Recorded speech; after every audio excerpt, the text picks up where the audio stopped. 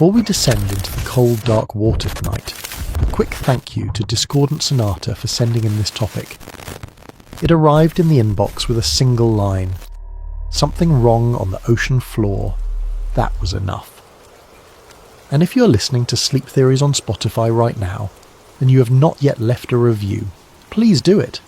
It takes 10 seconds, it costs nothing, and it helps this channel reach people who need exactly this kind of story to fall asleep. Now, take a breath. Close your eyes if you like. We are going somewhere few humans have ever seen. The Baltic Sea does not look like a place that holds secrets. From above, it is grey-green and unremarkable, a shallow inland sea pinched between Scandinavia and the European continent, fringed by Finland to the north, Germany to the south, Poland to the east, and Sweden to the west. Ships cross it daily. Ferries loaded with passengers and freight cut through its chop every hour of every day. The fishing vessels that have worked these waters for generations know its moods, its tides, its quiet violence during winter storms. Sailors and merchants and naval officers have been crossing this sea for more than 2,000 years. It has always been busy. It has always been watched. And yet the Baltic holds things in its depth that no one has fully catalogued, no one has fully understood, and, in at least one remarkable case, no one has fully explained. This is the story of that case. This is the story of a circular shape resting on the seafloor, discovered by accident in the summer of 2011. It is the story of divers descending into near blackness to investigate something that should not exist. It is the story of equipment that stopped working for no clear reason, of research funding that evaporated quietly, of interest that bloomed spectacularly, and then died back almost as if something had pressed it down. It is the story of one investigative journalist who began pulling on a thread that the scientific world seemed to have quietly tucked away. And it is the story of a question that has never been fully answered. What is the object beneath the Baltic Sea, and why did the world stop looking? To understand how this story begins, you need to understand what the Baltic Sea looks like from underneath. The seafloor of the Baltic is not like the dramatic abyssal plains of the Pacific, or the mountain ranges that run along the floor of the Atlantic. It is, by comparison, modest, an undulating landscape of silt and sediment, glacially scoured rock, ancient riverbeds now buried under decades of accumulated debris, and the remains of everything that has ever sunk in these waters. Warships from the First World War lie down there, their hulls slowly dissolving. Merchant vessels from the Second World War rest on their sides in the cold mud. Aircraft that were shot down during the conflicts of the 20th century are scattered across the seabed in various states of decay. Older wrecks, wooden trading ships from the medieval period, Viking-era vessels, are preserved by the Baltic's low salinity, which prevents the wood-boring organisms that would destroy them in saltier oceans. The Baltic is, in a very real sense, the most densely archived seafloor in the world. History does not dissolve here. It accumulates. It was this accumulation that drew Peter Lindbergh to the Baltic Sea in the summer of 2011. Lindbergh was a Swedish ocean explorer and commercial diver who had spent years developing a specialty in deep-sea discovery. He was not a pure academic researcher. He was the kind of man who worked in the space between science and enterprise, making his living locating valuable cargo from historic shipwrecks and selling rights to recovery operations. His company, the OceanX team, was a small and tight-knit operation, and in June of 2011 they set out on an expedition into the northern Baltic Sea with a specific mission in mind: locate historic shipwrecks, assess their commercial potential, and catalogue what they found. It was the kind of work the team had done many times before. Methodical, practical, driven by sonar. Side-scan sonar is the tool of choice for this kind of survey work. It works by emitting pulses of sound from a towfish, a torpedo-shaped instrument dragged behind the vessel, and measuring how those sound pulses bounce back from the seafloor. The returns are assembled into a continuous image, a ghostly grey and white portrait of the bottom in cross-section. Rock formations appear as dark shadows. Raised objects cast long acoustic shadows across the sonar image. Shipwrecks look unmistakably like shipwrecks. Angular shapes, scattered debris, the distinctive outlines of hull and keel. An experienced sonar operator can read these images the way a radiologist reads an X-ray, with knowledge of what things ought to look like and an immediate recognition when something is wrong. On a June afternoon in 2011, something was very wrong. The towfish was moving at a depth of roughly 300 feet below the surface when the sonar return shifted. The image on the monitor changed. The operator stared at it, then called Lindbergh over. Lindbergh looked at the screen, and then he looked again. What the sonar was showing was a massive circular structure resting on the seafloor. It was approximately 60 meters in diameter, roughly the length of a Boeing 737 from nose to tail. It sat raised above the surrounding seabed, which immediately ruled out the possibility that it was simply a depression or a shallow formation flush with the bottom. It had edges. It had geometry. And extending from its outer perimeter were what appeared to be long, linear formations running across the seafloor, straight lines that traced out from the disk in a way that no natural geological feature should produce. The overall shape in the sonar image was so defined, so symmetrical, and so unlike everything else in the surrounding landscape that the OceanX team simply sat with it for a moment, trying to decide what they were looking at. The answer was, they did not know. They saved the sonar file. They marked the coordinates, and when they returned to port they mentioned what they had found, cautiously, without drama. But within days the sonar image had leaked onto the internet, and within weeks the world had given it a name: the Baltic Sea Anomaly. The reaction was immediate and enormous. In the particular ecology of online discourse that existed in 2011, a sonar image of a mysterious circular object on the ocean floor was the kind of thing that could travel at extraordinary speed across forums, blogs, news aggregators, and social media. The image was striking, not because it showed something dramatic, but because it showed something wrong. A perfect circle sitting on the floor of a well-travelled sea where no perfect circle had any right to be. People began attributing it immediately. UFO investigators suggested it was an extraterrestrial craft. Conspiracy theorists speculated it was a secret military installation. Pseudo-scientific researchers connected it to theories about Atlantis and sunken civilizations. The more measured commentators simply said, "This is unusual, and someone should investigate." The OceanX team agreed, and so they planned to go back. It was not until the summer of 2012, a full year after the original discovery, that the team mounted a proper return expedition to the Anomaly site. The delay was partly logistical and partly financial. Mounting a deep-sea investigation in the Baltic is not cheap. Equipment must be hired. Diving support vessels must be secured. Specialist divers with the capacity to work at 300 feet in cold water with limited visibility must be assembled. The preparation took months. And when the team finally returned to the coordinates they had marked the previous summer, they descended into conditions that made the investigation far harder than they had hoped. The Baltic Sea at 300 feet is not like the clear blue water of tropical diving. It is cold, the kind of cold that eats through wetsuit material and makes fingers clumsy and thinking slow. The visibility at that depth in the Baltic can be measured in feet rather than meters, particularly where silt and sediment have been disturbed. The pressure at that depth is significant. Divers working there move carefully, conserve their air, and cannot stay long. The margin for error is narrow, and the margin for detailed investigation of a complex underwater structure is narrower still. Despite all of this, the divers reached the anomaly, and what they reported when they surfaced was not nothing. The structure, they said, had smooth surfaces in certain areas, not the rough, irregular texture you would expect from a natural rock formation. It appeared to have stepped formations like stair-like shapes cut into its sides. Its edges were curved and consistent in a way that seemed deliberate. Some sections were partially buried in the silt that had accumulated over how many years? That was one of the questions no one could answer. One diver described a surface that felt almost metallic under his gloved hand.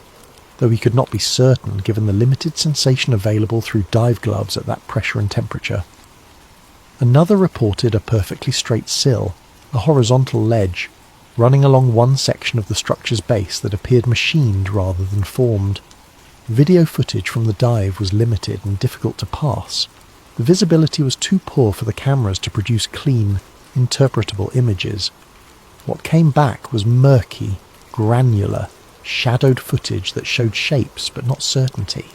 The divers had been there, they had touched it, but the evidence they brought back was frustratingly incomplete. And then came the reports about the equipment. The equipment failures were, in many ways, the detail that transformed the Baltic Sea anomaly from an interesting sonar curiosity into something that people could not stop talking about. The OceanX team reported that during the dive operations above the Anomaly site, several of their electronic instruments malfunctioned. Cameras stopped recording. Satellite phones lost signal. Navigation equipment behaved erratically. The failures were not random. They appeared to be localized. When equipment was moved away from the position directly above the structure, it began working again.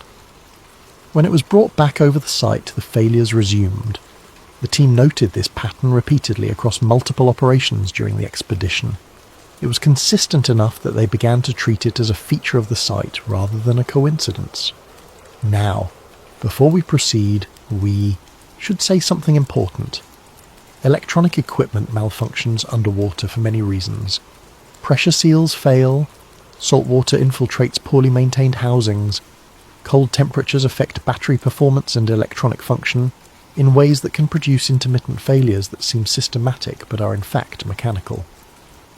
A dive operation in the Baltic is a genuinely difficult technical environment, and the list of mundane explanations for equipment failure is long. Any responsible analysis of the OceanX team's reports has to begin with the understanding that these failures may have had perfectly ordinary causes. The OceanX team knew this too. They were professionals. They were not naive about the mechanics of underwater technology. And yet they maintained, consistently and over time, that the pattern of failures at the Anomaly site was not something they could explain through normal equipment degradation. The failures were too localized, too reliable, too specifically tied to the position above the object on the seafloor. Some researchers, watching from a distance, began to speculate about the nature of whatever electromagnetic field might produce such effects. Strong magnetic anomalies exist naturally in certain geological formations. Basaltic rock, for instance, can carry significant magnetic charge that affects compass readings, and in extreme cases, electronic equipment. But the Baltic seafloor in this region is not known for strong magnetic geology. There is no documented basaltic formation near the Anomaly site that would account for the reported interference. The natural explanations existed in theory, but did not map cleanly onto the observed facts. Others went further. If something on the seafloor were actively generating an electromagnetic field, not passively magnetized but actively producing energy of some kind, it would require a power source, and a power source buried under 300 feet of Baltic seawater for an unknown number of years, still apparently functioning, would be remarkable by almost any definition of that word. No one was ready to claim that yet. But the possibility was in the room, and it stayed there. The scientific community's response to the Baltic Sea anomaly was not contemptuous. It was measured. That distinction matters. Marine geologists who reviewed the sonar data noted correctly that the Baltic seabed contains many unusual formations produced by glacial activity over tens of thousands of years. The last ice age peaked approximately 20,000 years ago, and at that time the Scandinavian ice sheet covered an enormous area that included the land now submerged beneath the Baltic. As the glaciers advanced and retreated, they shaped the underlying rock in ways that can, under certain sonar imaging conditions, produce shapes that appear almost geometrical. Glacial erratics, large boulders carried by ice and deposited far from their origin, are common throughout the region. Moraines, the ridges of rock and sediment pushed forward by glacier movement, can form curved, nearly circular patterns when a glacier retreats in a particular way around a fixed point. The scientist who argued for a glacial explanation did not say that the Baltic Sea anomaly was unremarkable. They said that it was a remarkable natural formation, a geological accident that happened to produce a shape resembling something artificial. This is not an unprecedented situation in the history of geology. The Bimini Road in the Bahamas, for instance, was once widely claimed to be an ancient underwater causeway, before marine geologists demonstrated that its regular rectangular limestone blocks were the product of natural fracturing processes. The Oniguni Monument off the coast of Japan continues to generate debate about whether it is a natural or constructed formation. Geology occasionally does things that look like engineering. The scientists arguing for a natural origin of the Baltic anomaly were drawing on a genuine tradition of misidentified natural formations. But critics of the glacial explanation had a counter-argument. They noted that the anomaly's reported dimensions, 60 metres in diameter with a consistent circular profile, were unusually precise for a glacial formation. They noted that the linear extensions running from the Disca's perimeter did not match any known pattern of glacial deposition. They noted that the stepped formations described by the divers, if accurate, implied a level of structural regularity not typically produced by ice movement. And they noted that no other formation of similar dimensions and shape had been identified anywhere else in the Baltic, despite extensive sonar surveying of the region. Absence of evidence is not evidence of absence, but the specificity of this anomaly, its isolation, its dimensions, its shape, gave even some sceptical researchers pause. The debate settled into a stalemate that neither side could break without better data. And better data required more diving. More diving required more funding. And funding, it turned out, was about to become a problem. This is where the story shifts from mystery to something more unsettling. In the months following the 2012 expedition, the OceanX team attempted to organise follow-up investigations. They had made contact with academic institutions. They had spoken with research bodies. They had begun applying for funding through channels that support marine scientific investigation. The interest, initially, was genuine. Several universities expressed willingness to collaborate. A handful of oceanographic research groups discussed sending their own equipment to the site. The Baltic Sea anomaly had caught the attention of people who were capable of conducting the kind of rigorous, well-instrumented investigation that would produce definitive answers, and then, gradually, that interest cooled. Not all at once, not with any dramatic announcement, simply calls that were returned less promptly, proposals that were reviewed and then not advanced, funding applications that were submitted and came back denied without detailed explanation, collaborative discussions that reached an early stage and then stalled. The pattern was subtle enough that it could be attributed to any number of mundane factors: budget cycles, competing research priorities, the inherent conservatism of academic institutions when it comes to subjects that carry any association with conspiracy theory. None of these explanations is implausible. All of them together formed a wall that the OceanX team was unable to climb over. It was this pattern that drew the attention of Daniel Ekström. Ekström was a Swedish investigative journalist whose prior work had focused on the opacity of institutional decision-making, the ways in which organisations, both public and private, manage information in ways that serve their own interest rather than the public's. He was not a sensationalist. He was the kind of journalist who builds his cases slowly, from documents rather than speculation, and who is deeply suspicious of the dramatic explanation when a boring one is available. He came to the Baltic Sea anomaly sceptically. He expected to find a simple explanation for the research freeze, some procedural reality about how marine science funding works, some boring truth about academic priority setting. He expected to write a short piece debunking the conspiracy theories and explaining the actual mundane reasons why the anomaly had not received proper scientific attention. What he found instead gave him pause. The Baltic Sea during the Second World War was not a peaceful backwater. It was a contested zone of extraordinary strategic importance, a body of water through which Germany moved troops and supplies to its Eastern Front operations, through which Sweden exported iron ore to German industry under conditions of enforced neutrality, and through which the Soviet Baltic Fleet operated under constant pressure from German air and naval forces. The waters were heavily mined. They were patrolled. They were the site of significant naval engagements, including one of the largest maritime disasters in history. The sinking of the Wilhelm Gustloff in January of 1945, which killed an estimated 9,000 people and remains largely unknown outside the region. The Baltic was also the site of significant experimental military activity. Germany's naval research programs during the Second World War were ambitious and in some cases deeply unusual. The Kriegsmarine was interested in acoustic detection technologies, electromagnetic weapons research, and various projects that occupied the frontier between practical military application and what might charitably be called speculative engineering. Some of this research was conducted at facilities along the Baltic coast. Some of it involved experimental hardware that was, in the chaos of the war's end, either destroyed, sunk, or simply lost. The documentation for these programs is incomplete, partly because records were deliberately destroyed as German forces retreated, and partly because Soviet occupation of portions of the Baltic coast after the war produced its own layer of institutional amnesia. Post-war, the Baltic remained a front line of Cold War tension. Soviet and NATO forces operated in close proximity for decades. Submarine activity in the region was intense and largely classified. In the 1980s, Swedish naval forces repeatedly detected suspected Soviet submarine intrusions into Swedish territorial waters, incidents that generated significant diplomatic tension and that were subsequently confirmed as real, though the details of what the submarines were doing remained murky.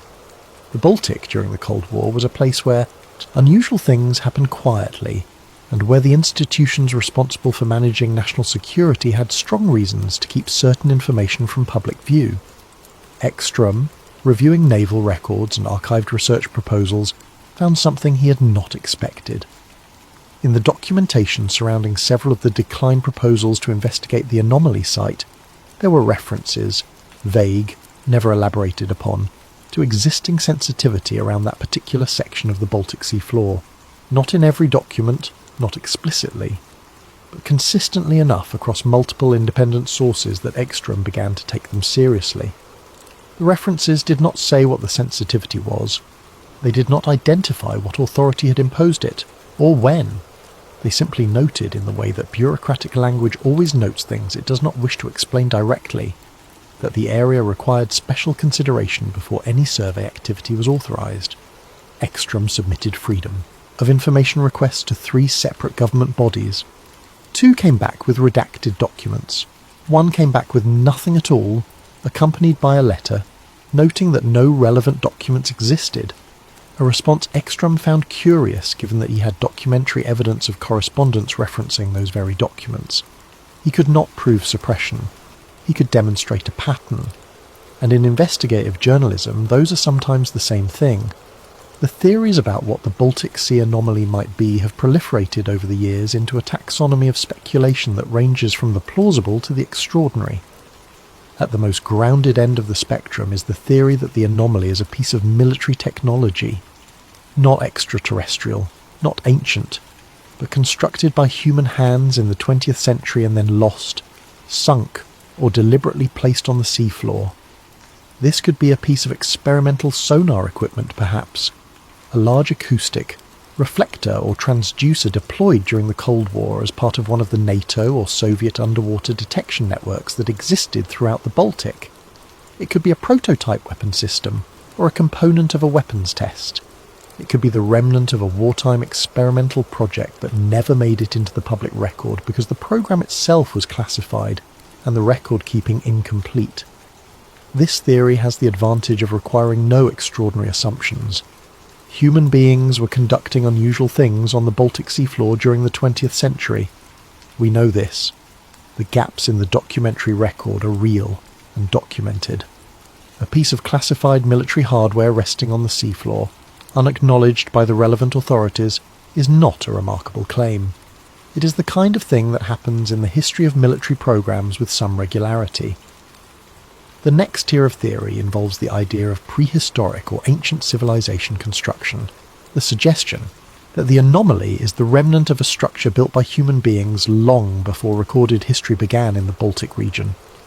This is not as wild an idea as it might initially appear. The Baltic Sea floor was dry land at the peak of the last ice age. As the glaciers retreated and sea levels rose, the land that is now submerged would have been habitable, and was, in fact, inhabited. Archaeological evidence of human settlement in areas now beneath the Baltic has been recovered in several locations. A structure built by these prehistoric communities and submerged as sea levels rose over thousands of years would have been sitting on the seafloor since roughly 8,000 years before the present. The glacial processes that scientists invoke to explain the anomaly as a natural formation would have occurred after and around such a structure, potentially reshaping its visible contours. This theory does not require supernatural intervention. It requires only that the people who lived in near pre-Baltic Scandinavia were capable of building large circular structures, which is not an implausible claim given what we know about Neolithic construction traditions. At the far end of the spectrum sits the extraterrestrial hypothesis, the claim that the anomaly is a spacecraft or technological artifact of non-human origin. This theory has significant barriers to credibility, not least because it requires an enormous inferential leap from a blurry sonar image to a conclusion that overturns the entire known history of intelligent life in the universe. But it is worth noting why the theory has persisted with such tenacity. The reported equipment malfunctions are central to it. A natural rock formation does not generate electromagnetic interference. A piece of 20th century military hardware might, but its power source would presumably have been depleted by now, decades later. An object that is still actively generating an electromagnetic field after an unknown period on the seafloor is, by definition, still powered, and the question of what is powering it remains open. None of these theories has been confirmed. None of them has been definitively ruled out. That is the particular frustration of the Baltic Sea anomaly as a mystery. The data that exists is insufficient to close the question in either direction. What would be needed is a properly equipped scientific expedition, sonar mapping at high resolution, sediment coring around the structure's perimeter, rock sampling, magnetometric survey, and sustained video documentation under better visibility conditions than the OceanX team was able to achieve. This is not technologically difficult. It is organisationally and financially achievable, and it has not happened. There is another dimension to this story that often gets lost in the noise of the speculation, and it is the dimension that matters most if you are trying to understand not just the anomaly itself, but the world that surrounds it. Consider what we know about deep-sea exploration. Despite the fact that the ocean covers more than 70% of the Earth's surface, humanity has explored only a fraction of the seafloor in any meaningful detail. The deep ocean is harder to access than the surface of the moon. The technology required to map it comprehensively exists, but is expensive to operate and in limited supply. The institutions that control access to that technology, national navies, oceanographic research bodies, commercial deep-sea operators, have their own priorities, their own interests, and their own reasons to direct their resources towards certain questions and away from others. The result is a body of water covering most of our planet that remains, in the vast majority of its extent, unmapped and uninvestigated at the resolution required to identify structures of the kind the OceanX team stumbled across in the northern Baltic. This is not a conspiracy. It is simply the reality of resource allocation in a world where ocean exploration is chronically underfunded relative to its scientific importance. But it means that when something unusual appears on a sonar image in a well-travelled sea, not in the deep Pacific, not in the remote Southern Ocean, but in the Baltic, a sea that has been intensively used by human civilization for more than 2,000 years, we should perhaps take that appearance seriously. If this formation exists in the Baltic, a sea we consider well known, we should ask what exists in the seas we genuinely do not know. Ekstrom, after years of investigation, never arrived at a definitive conclusion. His published writing on the anomaly is characteristically careful. He presents the evidence he found, notes the gaps, identifies the patterns, and declines to speculate beyond what the documentation supports. He believes that something anomalous exists on the seafloor at the reported coordinates. He believes that the absence of sustained, scientific investigation into that anomaly requires explanation. He does not know what that explanation is. That is, in its own way, a remarkable thing for an investigative journalist to admit. He went looking for a story he could close, and he came back with one he could only open wider. The OceanX team conducted a third visit to the Anomaly site in the years following their initial expeditions. The conditions, again, were difficult.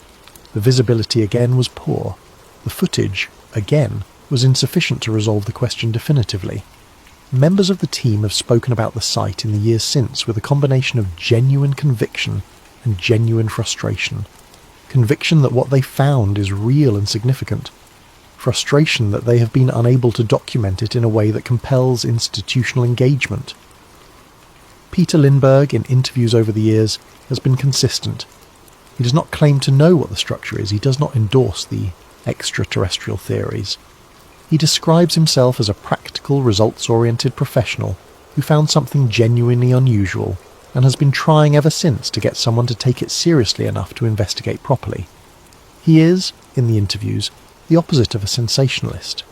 He is tired and a little frustrated and very clear about what he knows versus what he suspects. The world, meanwhile, has moved on to other mysteries. The internet that made the Baltic Sea anomaly famous in 2011 generates new mysteries at a rate that makes sustained attention difficult. New sonar images, new archaeological discoveries, new unexplained phenomena arrive constantly, and the attention economy allocates its resources accordingly. The anomaly has not disappeared. It still circulates, still generates discussion in communities devoted to unexplained phenomena, but it no longer commands the front page. The researchers who once expressed interest have mostly turned their attention elsewhere. The funding that once seemed possible has materialized into nothing, and somewhere beneath 300 feet of cold Baltic water, at coordinates that were recorded a little over a decade ago, whatever is there remains, undisturbed, unexplained, in the dark. Before we reach that inventory of known and unknown, it is worth pausing to consider the people most closely involved, not as characters in a thriller, but as human beings navigating a peculiar situation that the normal frameworks of professional life had not prepared them for. Peter Lindbergh did not set out to become famous for finding an anomaly. He set out to find wrecks. He is a commercial operator by trade and instinct, and the Baltic Sea anomaly cost him, in a very real sense, more than it gave him. The expeditions to investigate the structure required significant funding that produced no commercial return. The media attention, while initially valuable for the profile of the OceanX team, eventually became a burden, attaching his name permanently to a subject that serious institutions associated with conspiracy theory, which made certain kinds of professional collaboration more difficult. He has spoken in interviews about the toll that the ambiguity takes. Not knowing what you found is a particular kind of frustration that does not resolve with time, it simply accumulates. The divers who descended to the site in 2012 have been more reticent. Most of them have declined to speak publicly in detail about what they found, beyond the reports that were included in the OceanX team's own documentation. One, whose name has appeared in accounts of the expedition, but who has not sought public attention, gave a single interview to a Swedish documentary filmmaker in 2015, in which he described the experience of reaching the structure and placing his hand on it. He said that the feeling was not fear. It was, he said, the feeling of touching something that did not fit any category his experience had given him. He had dived on shipwrecks. He had dived on rock formations. He had spent hundreds of hours at depth in the Baltic and other seas, and he said that the surface of the anomaly, whether rock or something else, felt to him unlike anything he had encountered in those hours. He could not explain why. He did not try to explain why.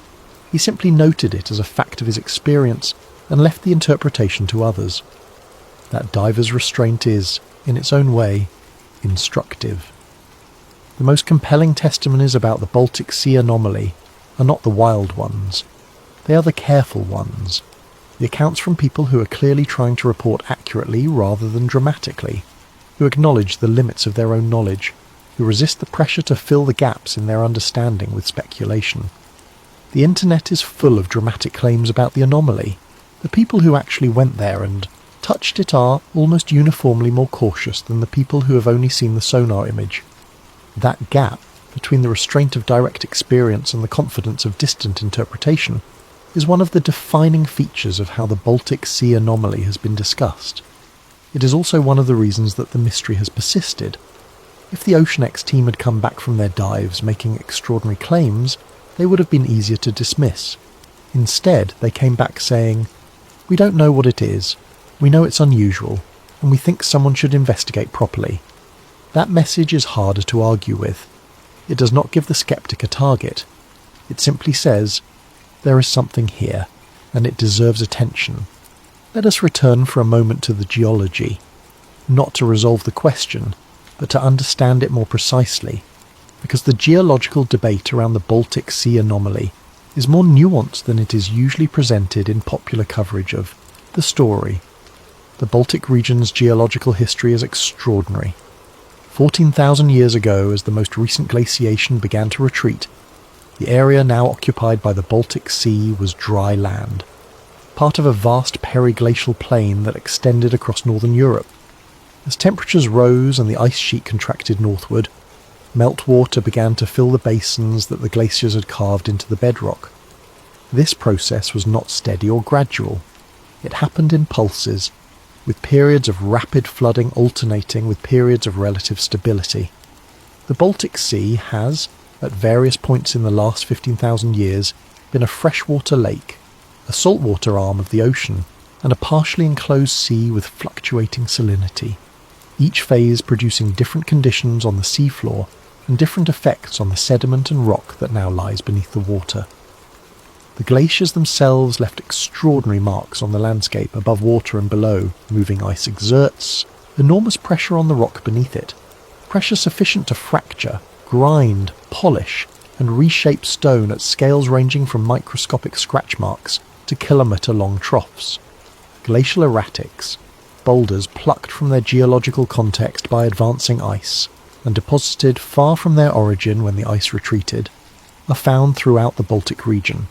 Some of them enormous, some of them with shapes that appear almost deliberate. The processes of glacial deposition can produce formations with unexpected regularity. Concentric ridges called drumlins, elongated hills called drumlins, horseshoe-shaped ridges called moraines, and circular depressions called kettles, formed when blocks of dead ice were buried in sediment and then melted, leaving bowl-shaped hollows. Marine geologists pointing to a glacial origin for the Baltic Sea anomaly are drawing on this rich and well-documented tradition of glacially produced unusual shapes. Their argument is not that the anomaly looks like a typical glacial formation. It clearly does not. Their argument is that glacial processes are capable of producing atypical formations, and that an atypical glacial formation is far more probable than any alternative explanation that involves human construction or non-natural origin. In the formal language of Bayesian reasoning, the prior probability of an unusual geological feature is vastly higher than the prior probability of a technological artifact of unknown origin, and that prior probability does a lot of work in the assessment of ambiguous evidence. The counter-argument from anomaly supporters is also formally coherent, that the sonar image of the Baltic Sea structure differs not just in degree but in kind from known glacial formations, that the circular regularity, the raised profile, the peripheral linear extensions and the reported surface characteristics are, taken together, a cluster of features that no documented glacial process produces in combination, and that the appropriate response to a cluster of features with no known natural explanation is not to assert a natural explanation anyway, but to investigate until the question is resolved. This is, when stripped of the conspiracy theory overlay that the internet has draped over the story, actually a reasonable scientific disagreement. The problem is that the conspiracy theory overlay makes it difficult to have the reasonable scientific disagreement in a professional context without becoming associated with the wilder claims. Scientists are human beings operating in social institutions.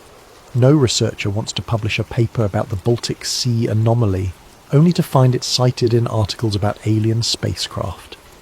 The reputational risk of serious engagement with the topic is real, and it has almost certainly contributed to the scarcity of that engagement. This is not a conspiracy. It is the sociology of science operating as it usually does, conservatively, defensively with one eye, on professional standing. The result is a topic that deserves serious investigation, and has not received it, for reasons that are entirely comprehensible and entirely insufficient. There is a broader context for the Baltic Sea anomaly story that is rarely discussed but that shapes it in important ways, and that is the history of underwater archaeology in the Baltic more generally. The Baltic Sea is, as noted earlier, one of the world's great repositories of underwater archaeological material. Its low salinity and cold temperatures have preserved wooden shipwrecks in extraordinary condition, ships that would have dissolved into splinters within decades in the warmer, saltier waters of the Mediterranean or the Atlantic can be found in the Baltic still largely intact after 3 or 4 or even 500 years on the seafloor. The wreck of the Vasa, the Swedish warship that sank in Stockholm harbour in 1628 and was raised in 1961, is the most famous example, but it is far from the only one. The Baltic holds wrecks from virtually every period of Baltic maritime history: Viking ships, Hanseatic merchant vessels, warships from the conflicts of the 17th and 18th centuries, naval vessels from the 2 world wars. It is an archive of human maritime history of almost unparalleled richness. Systematic underwater archaeological work in the Baltic has been ongoing since the mid-20th century, but it has never been comprehensive. The sea is large, the budget available for underwater archaeology is always limited, and the combination of military sensitivity and commercial rivalry over wreck sites has complicated the development of a coherent research programme. What this means in practice is that there are significant portions of the Baltic seafloor that have never been systematically surveyed, not because the technology to survey them does not exist, but because no one has funded the survey. The Anomaly site falls within one of these unsurveyed zones. The OceanX team's sonar pass, commercially motivated rather than scientifically directed, was the first systematic look at that section of seafloor in recorded history. What else is down there, in the sections of Baltic seafloor that have also never been surveyed? The honest answer is that we do not know. The Baltic's capacity to preserve material means that whatever sank or was placed on that seafloor remains there, in some form, waiting for someone to find it. The anomaly may be the most dramatic thing yet to emerge from the unsurveyed zone, or it may be one of many.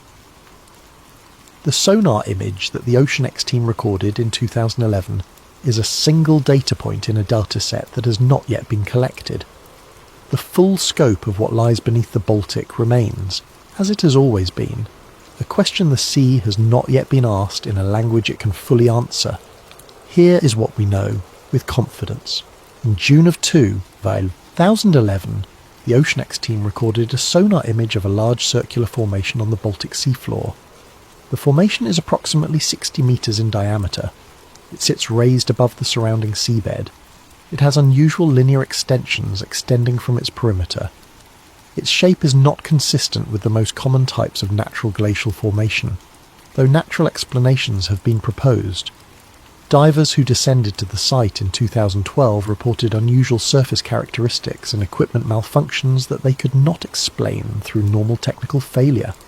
Subsequent investigation into the anomaly, despite significant initial public and scientific interest, did not result in a sustained, properly equipped scientific survey. Investigative research into why that survey never occurred found suggestive but not conclusive evidence of institutional reluctance that may or may not be connected to historical military sensitivity about the area. Here is what we do not know. We do not know what the structure is. We do not know when it was formed or deposited or constructed. That word choice itself remains unresolved. We do not know whether it is natural or artificial, ancient or modern, inert or active. We do not know whether the equipment malfunctions were genuine anomalies or mundane equipment failures. We do not know whether the institutional reluctance to investigate represents deliberate suppression, or simply the ordinary conservatism of resource-constrained scientific bodies. We do not know what is buried in the sediment around and beneath the structure. We do not know whether the straight lines visible in the sonar image are meaningful or incidental. We do not know, most fundamentally, whether the Baltic Sea anomaly is the most important unexamined discovery of the 21st century, or simply a fascinating rock. And finally, the one that runs beneath all the others, we do not know what it would mean if the anomaly turned out to be something genuinely unprecedented. Not for science, not for history, but for the ordinary understanding that most people carry of the world they live in. The assumption that the seafloor of a well-known sea holds no significant surprises is not just a scientific position, it is a cultural comfort. It is part of the shared agreement that the major discoveries have been made, that the map is essentially complete, that what remains is detail rather than revision. The Baltic Sea anomaly, whatever it is, challenges that comfort.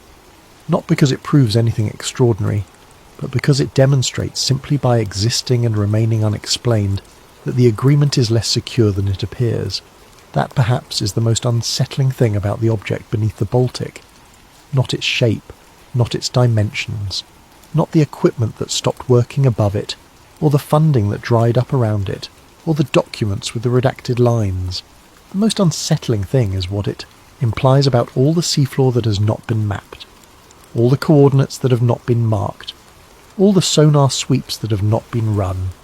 If something like this can sit 300 feet below a sea that human beings have sailed for 3,000 years, what sits beneath the seas that human beings have never truly explored? The Baltic Sea does not give up its dead easily. That is the phrase that mariners in the region have used for centuries, and it carries more truth than metaphor.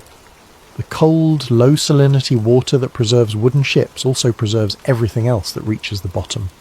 Cloth, leather, rope, food, personal effects. The contents of a sailor's pocket the moment he went over the side in a storm. 300 years ago may still be there, somewhere, in some form, waiting in the silt. The Baltic is a kind of slow, cold library, patient, indiscriminate in its preservation, cataloguing without judgment everything that falls into it. The anomaly, whatever it is, has been catalogued in that library for a very long time. Long enough that the sediment has built up around it, partially burying its edges, softening the sharpness of whatever geometry it originally possessed. Long enough that whatever process created it, geological, military, industrial or otherwise, has passed completely from living memory and perhaps from any memory at all. The sonar image that Peter Lindbergh's team captured in 2011 may be the first record that any human being has made of this structure, or it may be the most recent in a series of records that began long ago and were lost, buried, classified, or simply forgotten in the vast accumulation of human history that surrounds this particular sea. We cannot know. That is the condition the anomaly imposes on us. It does not reveal itself. It simply exists, consistent and circular and silent, at the bottom of a grey sea, on coordinates that were marked in a logbook on a summer afternoon, more than a decade ago, and have not since been revisited with the resources that the question deserves. The distance between those two possibilities is vast, and we have not yet made the journey to close it. The Baltic Sea has a particular quality at night, in winter, when the wind comes down from the Scandinavian interior, and the water turns dark and choppy, and the lights of the coastal cities are small and distant across the waves. Standing at the rail of a ship in those conditions, looking at the surface, and knowing that 300 feet below you something sits on the mud, patient and still and waiting to be understood, produces a feeling that is hard to name precisely. It is not quite fear. It is not quite wonder. It is something in between those two things. The feeling that the world is larger than you thought, and that the largeness is not necessarily comfortable. That the ocean you have crossed 100 times contains things you have not seen. That the maps are less complete than they appear. That the knowledge we carry about the world we live in, the confident, settled, this is what is true knowledge, has gaps in it that are deeper than we acknowledge. Every generation believes it is close to the end of discovery. Every generation is wrong. Columbus believed the Earth had been fully mapped. Darwin's contemporaries believed the fossil record was nearly complete. The physicists of the 1890s believed the major questions of physics had been answered. In every case, what came next overturned those certainties in ways that could not have been predicted from inside the prevailing understanding. The Baltic Sea anomaly may be nothing. It may be a piece of glacially shaped rock that sonar imaging made to look dramatic, and that close inspection will render mundane. It may already have been quietly confirmed as just that by some institution that chose not to publicise its findings because there was nothing to publicise. This is possible. This is in fact the most probable single explanation for what happened.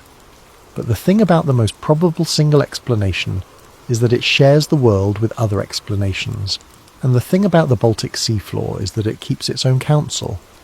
Whatever is down there, rock or ruin, weapon or wonder, the residue of ice or the remnant of intention, it does not announce itself. It simply sits 300 feet below the grey surface of a sea that has been crossed by human beings for 3,000 years and waits for someone to decide it is worth understanding. Maybe that someone is already planning the dive. Maybe the expedition is being organised right now in some office or research vessel or university department by people who have not yet made the announcement.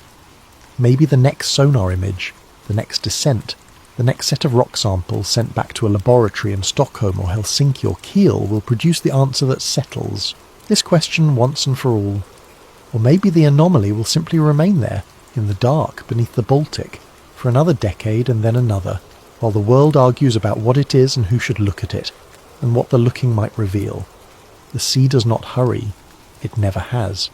And whatever it is keeping, beneath 300 feet of cold, dark water, beneath layers of accumulated sediment, beneath the ordinary surface of an ordinary grey sea, it has been keeping it for a very long time. Tonight, as you close your eyes and let the sound of the water carry you, imagine it, the shape of that circle on the sonar screen. The moment Peter Lindbergh leaned in to look at his monitor and saw something that did not belong. The diver's hand, gloved and cold, running along a surface that felt unlike any rock he had touched before. The camera that stopped recording precisely when nothing should have stopped it. The silence of the sea floor unbroken by anything except the distant throb of engines overhead and the slow, imperceptible movement of the water above, and the long, patient stillness of whatever lies beneath. Sleep well. The sea holds its secrets tonight, and tonight, at least, so can you.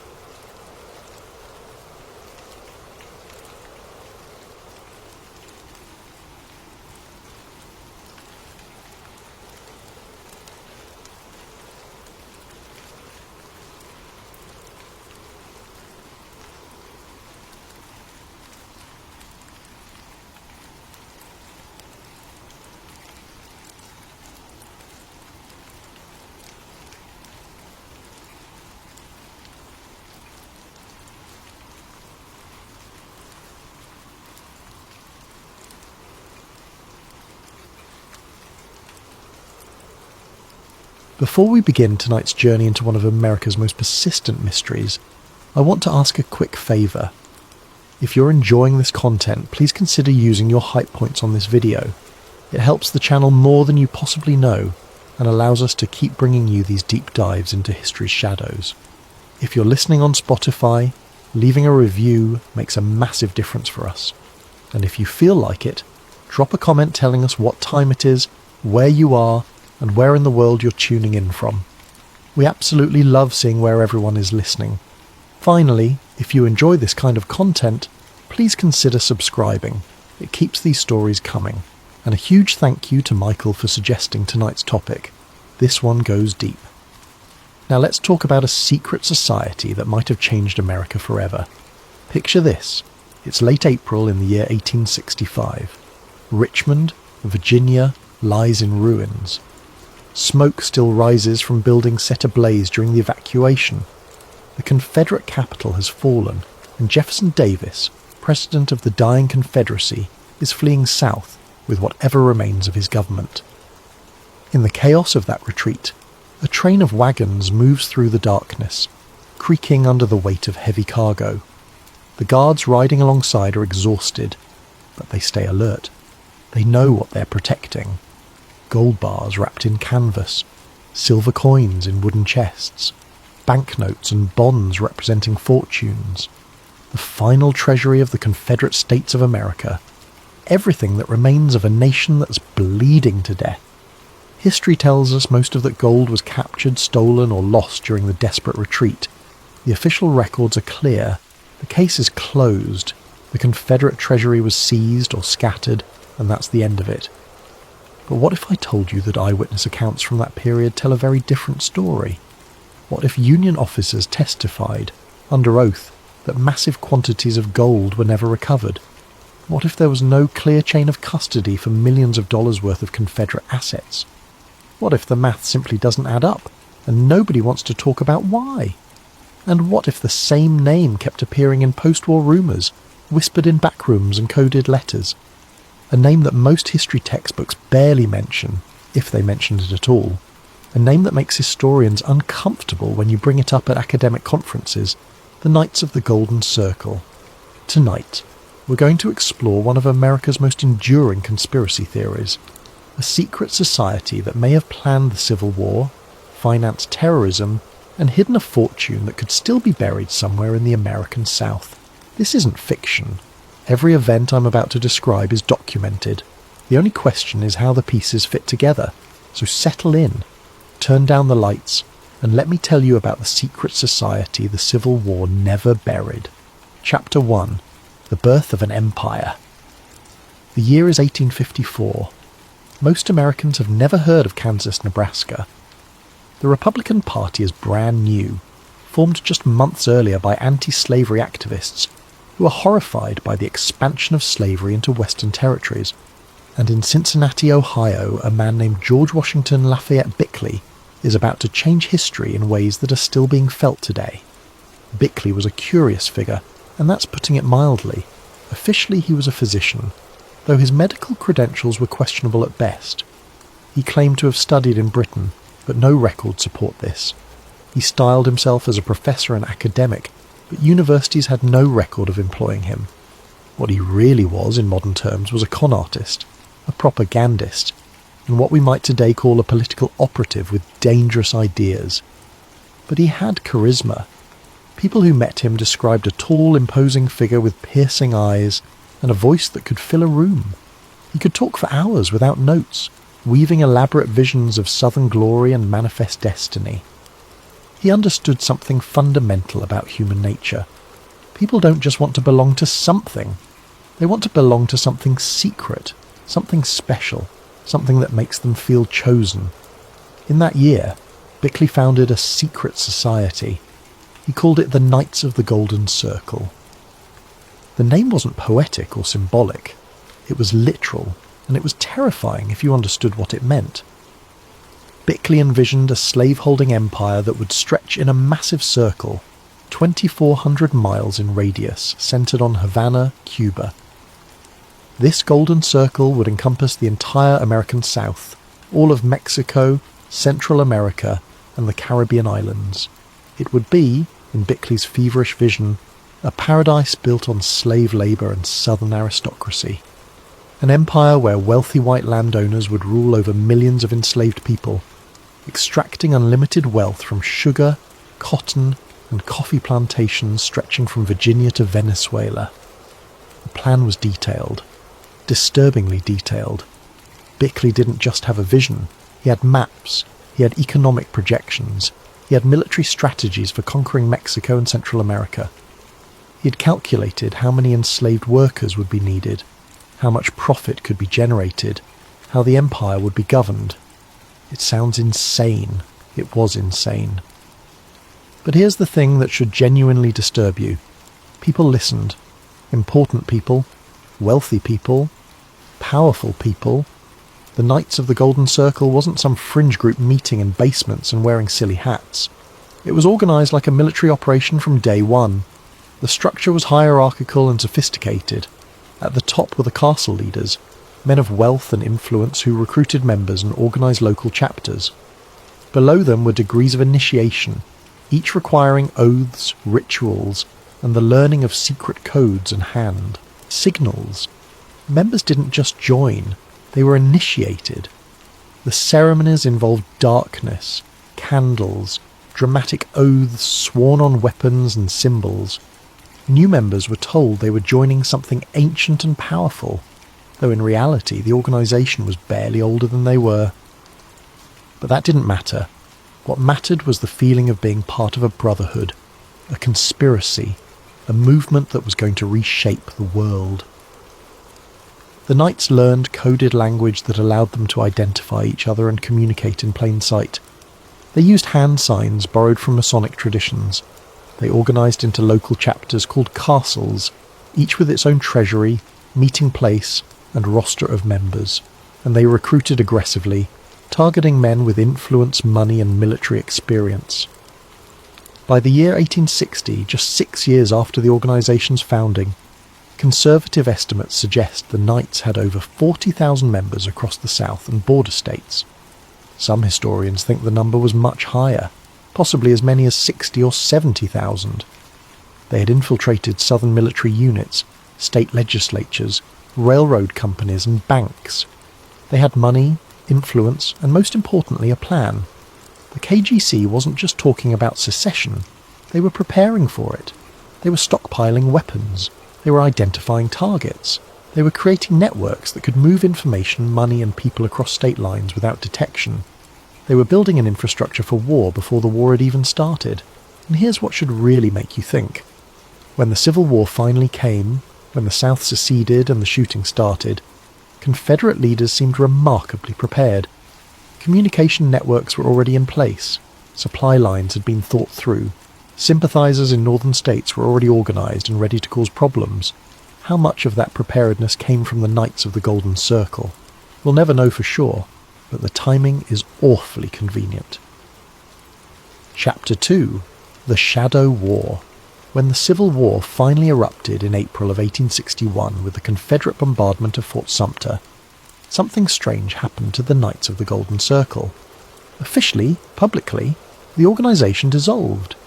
Newspapers that had occasionally mentioned the group suddenly stopped. Meeting halls went quiet. The Knights of the Golden Circle seemed to have vanished into history just as the conflict they had helped create was beginning. But Union intelligence reports tell a very different story. And these weren't conspiracy theories or rumours. These were official military intelligence documents, filed by commanders who were genuinely worried about what they were seeing. The Knights didn't disappear. They simply went underground and changed their names, the way a criminal might use an alias when the law gets too close. Some became the Order of American Knights. Others called themselves the Sons of Liberty, deliberately invoking Revolutionary War imagery to make their treason seem patriotic. Same members, same oaths, same goals, just different letterhead. And throughout the war, accusations followed them like a shadow that wouldn't be shaken off. Union authorities documented case after case of sabotage, particularly in the border states of Indiana, Ohio, and Illinois. These weren't Confederate states, these were Union territory. But they were full of Southern sympathizers, and more importantly, they were full of Knights. Railroad tracks would be destroyed the night before major troop movements. How did the saboteurs know when trains would be passing? Telegraph lines would be cut at exactly the moments when Union commanders needed to communicate most urgently. Coincidence or inside information? Weapons shipments that should have reached Union armies mysteriously disappeared in transit. Where did those weapons go? Were they sold? Hidden? Sent south to Confederate forces? Draft resistance seemed too organised to be spontaneous. When the Union implemented conscription in 1863, riots erupted in multiple northern cities at almost the same time. That takes coordination. That takes planning. That takes an existing network of people willing to act together. Union commanders, particularly in the Western Theatre, became convinced they were fighting two wars simultaneously. One war against the Confederate Army in the South, which was difficult enough, and another war against a secret network operating in their own backyard, behind their own lines, sabotaging their efforts from within. The most dramatic case came in the summer of 1864 in Indianapolis, Indiana. Union authorities had been investigating suspected KGC activity for months. They were building a case, gathering evidence, identifying members, and in August they finally had enough to act.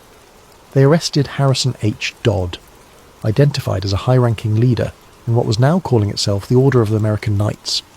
Dodd was a lawyer, a respected member of the community. He had money and connections. But Union investigators had evidence, they claimed, that he was planning something much bigger than simple draft resistance. The charges were staggering. Dodd was accused of planning to break Confederate prisoners out of northern prison camps and arm them for attacks on Union cities. The plan allegedly involved coordinating simultaneous uprisings in Indiana, Ohio, and Illinois, timed to coincide with Confederate military operations in the South. The goal was nothing less than forcing the Union to fight a two-front war, to divide their forces and potentially tip the balance toward Confederate victory. If even half of these charges were true, it was one of the most ambitious plots of the entire war. Dodd was placed under heavy guard in Indianapolis, awaiting a military tribunal that would almost certainly result in his execution for treason. And then he escaped, just walked out, disappeared, vanished like smoke. The official explanation was embarrassingly vague. Guards were supposedly bribed or distracted. Dodd had help from someone, obviously, but who, and where did he go afterward? Harrison H. Dodd was never found again. He didn't turn up dead. He wasn't captured later in the war. He simply ceased to exist in the historical record. A high-profile prisoner, accused of plotting massive domestic terrorism, just disappeared. How does that happen?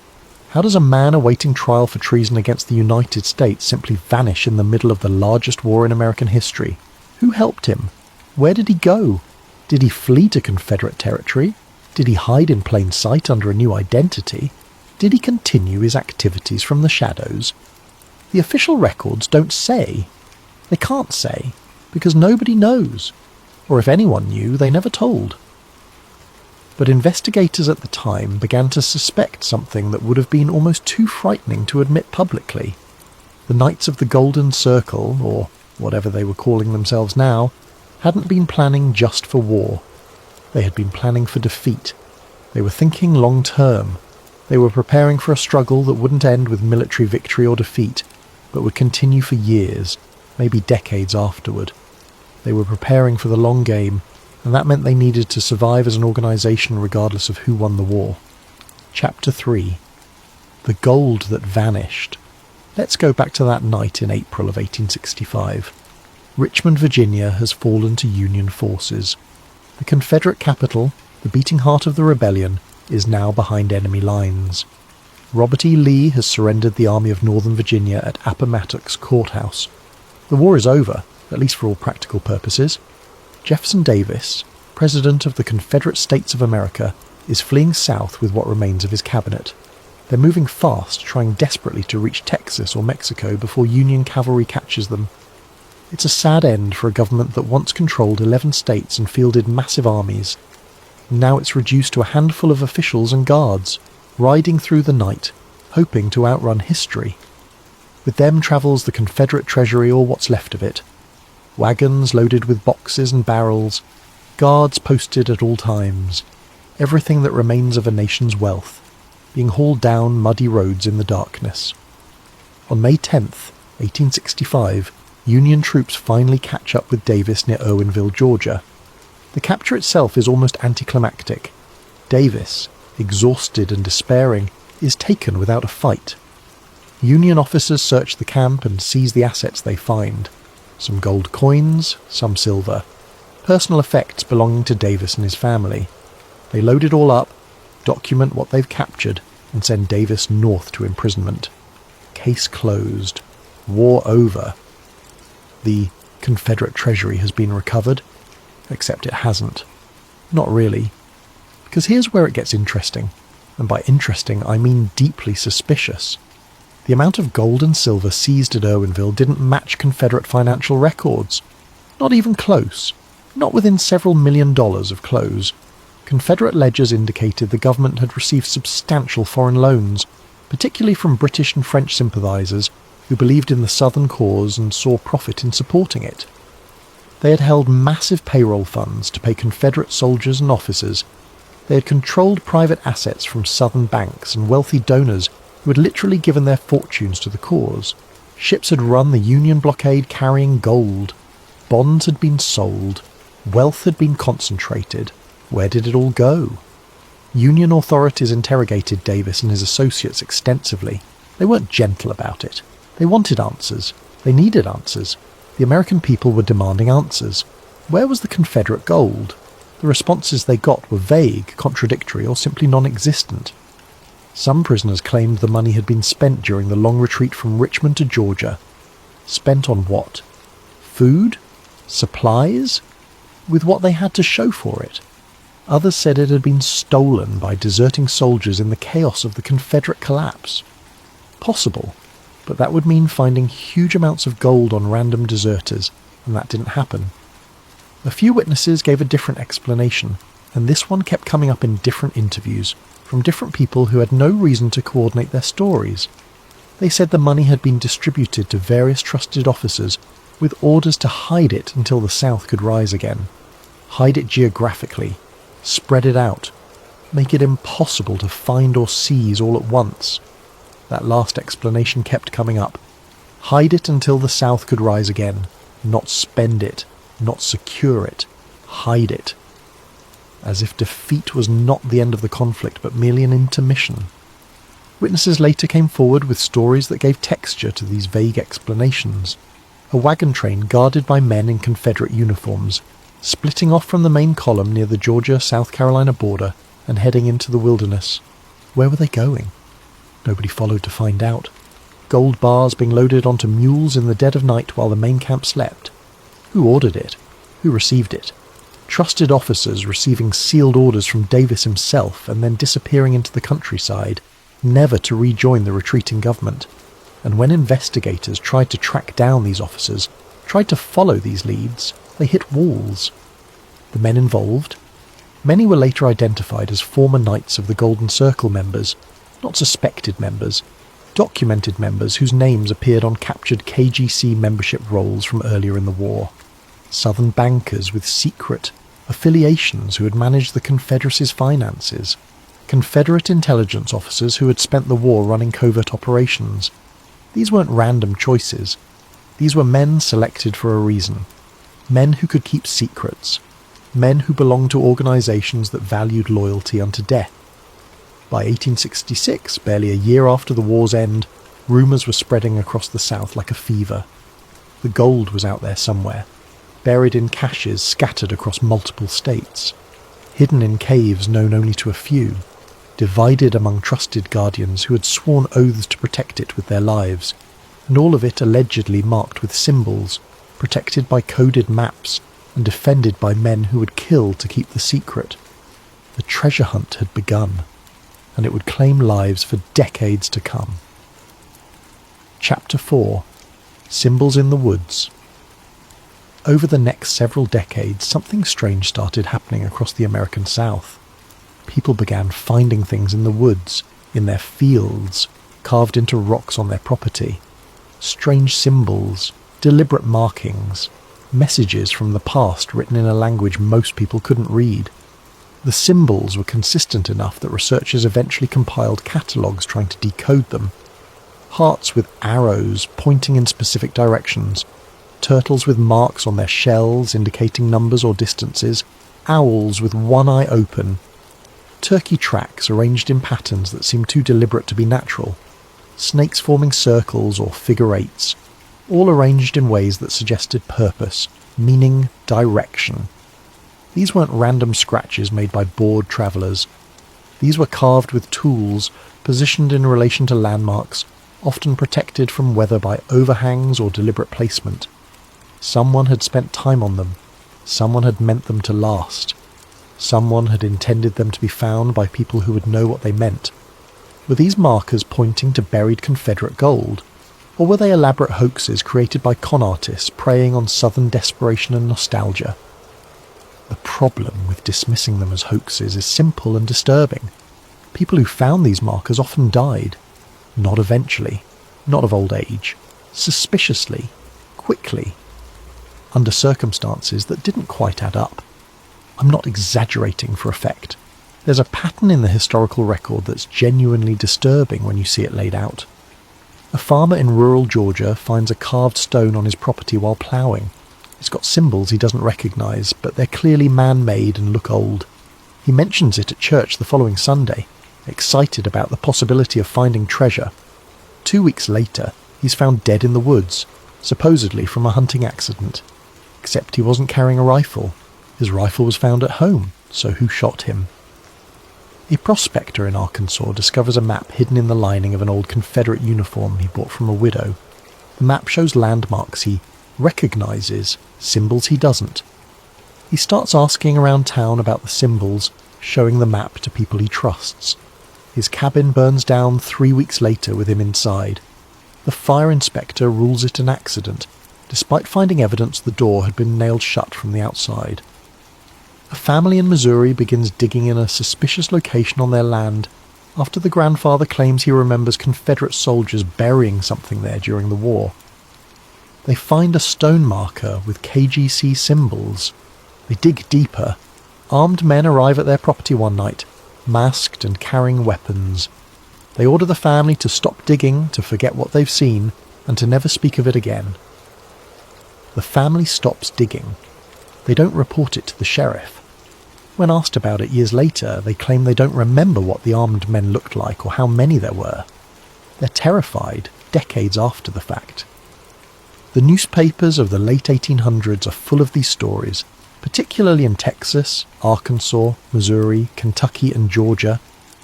Local papers would run articles about mysterious deaths, strange intimidation, and treasure hunting gone wrong. And here's the unsettling part. In most cases, local sheriffs didn't investigate thoroughly. Or if they did, the cases were quietly dropped without explanation. Why? What pressure was being applied? Who had enough influence in multiple states to make law enforcement back off repeatedly? The implication is obvious but terrifying. Someone was guarding something, and they had enough power, enough reach, enough organisational capability to intimidate local law enforcement in multiple states across multiple decades. That's not a random group of treasure hoarders. That's an organisation, a network, a conspiracy that functioned across state lines and across generations. In the 1890s, newspapers in Texas and Arkansas ran multiple stories about mysterious armed men forcing landowners to abandon property. These weren't robberies. The armed men didn't steal anything. They didn't want the land, they just wanted the residents gone, immediately and permanently. No explanations, no negotiations. Just leave and don't come back. Some families complied. They packed up and left, abandoning property they'd owned for decades. Others tried to stand their ground and found themselves facing escalating harassment. Livestock killed, barns burned, warning shots fired at night. Eventually everyone left. Who were these men? What were they protecting? Were they remnants of the Knights of the Golden Circle, still operating decades after the Civil War? Were they descendants of the original knights, carrying on some kind of guardian tradition passed down through families? Were they hired muscle being paid by someone with resources and a vested interest in keeping certain areas undisturbed? Or were they something else entirely? Something that had evolved from the knights but wasn't quite the same? Organisation anymore? Chapter 5. From Knights to Clan.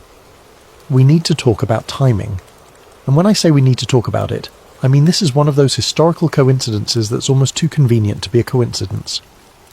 December of 1865, Pulaski, Tennessee, just 8 months after the war's end. 6 Confederate veterans are sitting around, bored and restless. The war is over. They lost. The world they knew is gone. The social order they fought to preserve is being dismantled by Reconstruction. They're young men with military training and no purpose, so they form a social club. At least that's what they claim it is. They're bored, they say. They want something to do. They create elaborate costumes, mysterious rituals, grandiose titles that sound impressive but mean nothing. They ride through town at night in sheets and hoods, pretending to be ghosts of dead Confederate soldiers. It's all just pranks and theatre, they insist. They call themselves the Ku Klux Klan. The name comes from the Greek word kuklos, meaning circle. Interesting choice of words, isn't it? Circle.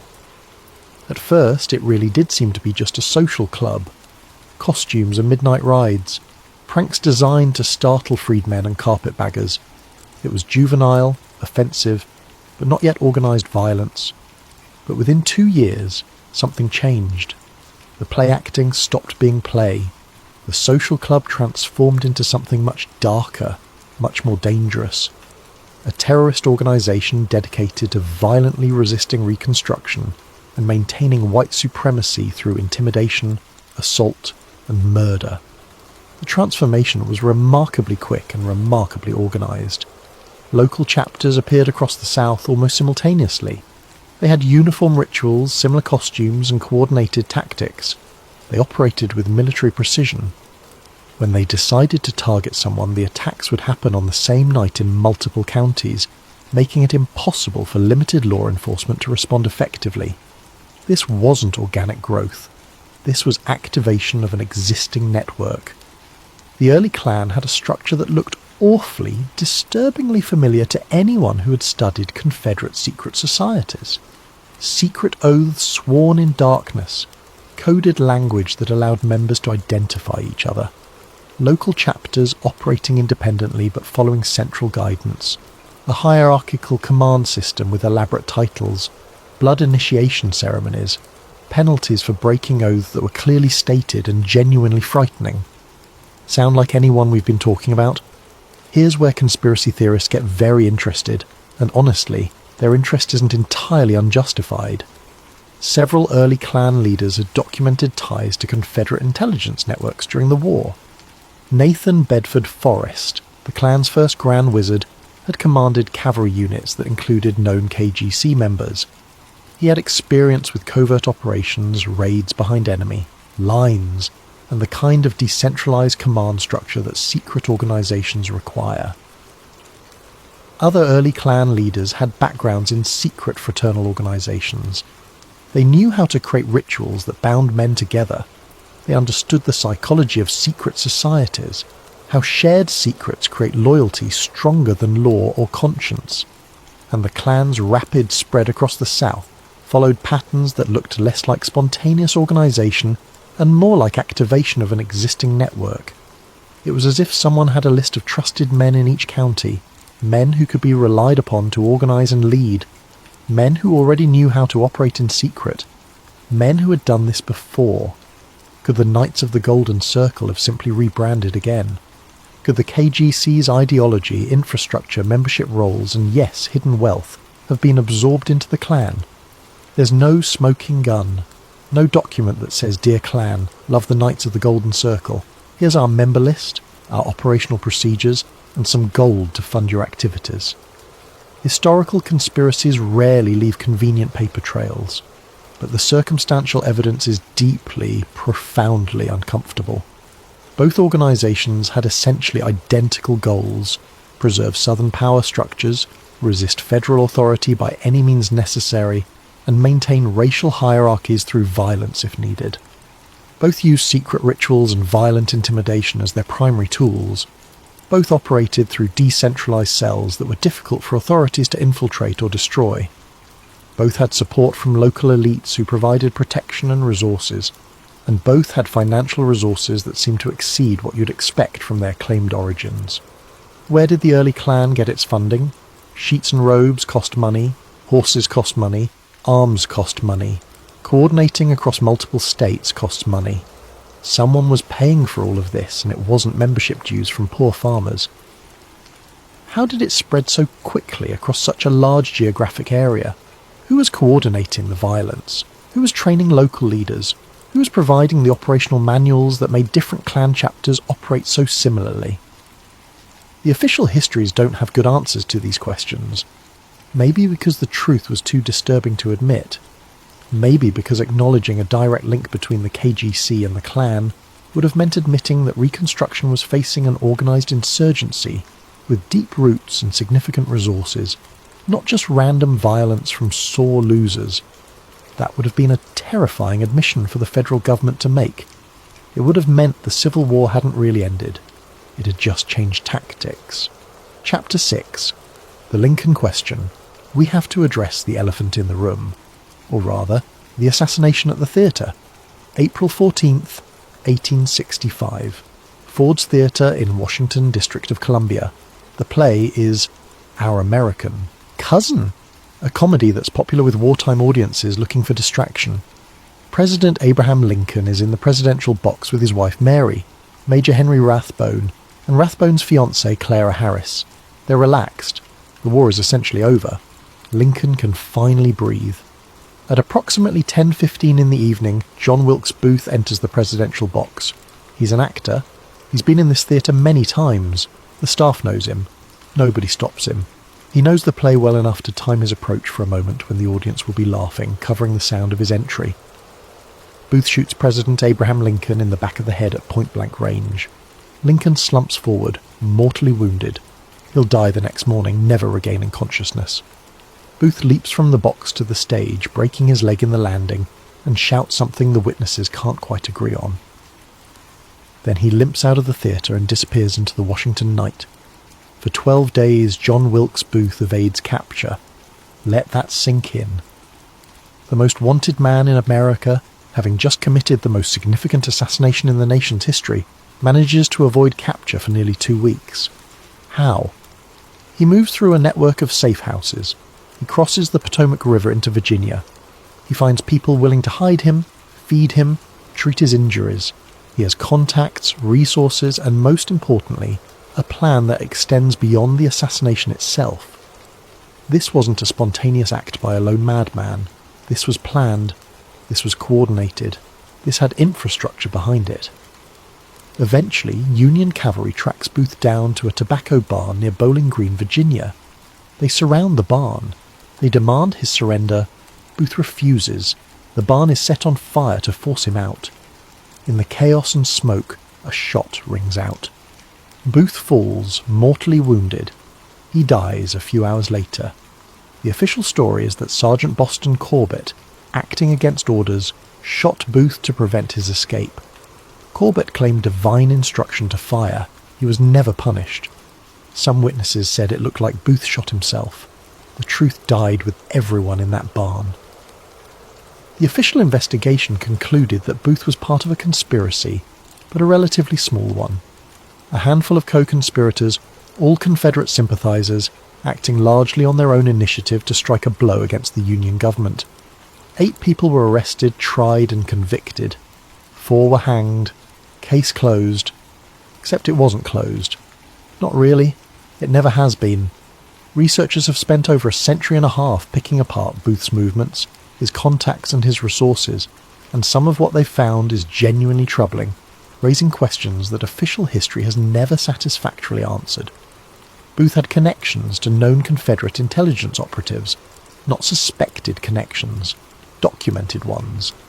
He had travelled to Canada in the months before the Yale assassination, where Confederate agents were known to be operating. He had money, more money than an actor should have had. Where did it come from?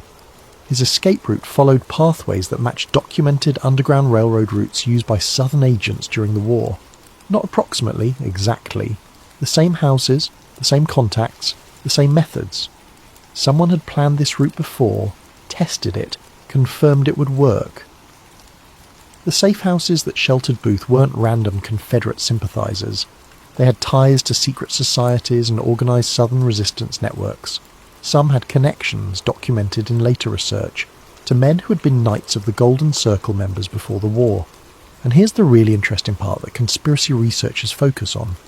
The assistance network Booth used looked remarkably similar to the escape tactics attributed to the Knights of the Golden Circle during the war.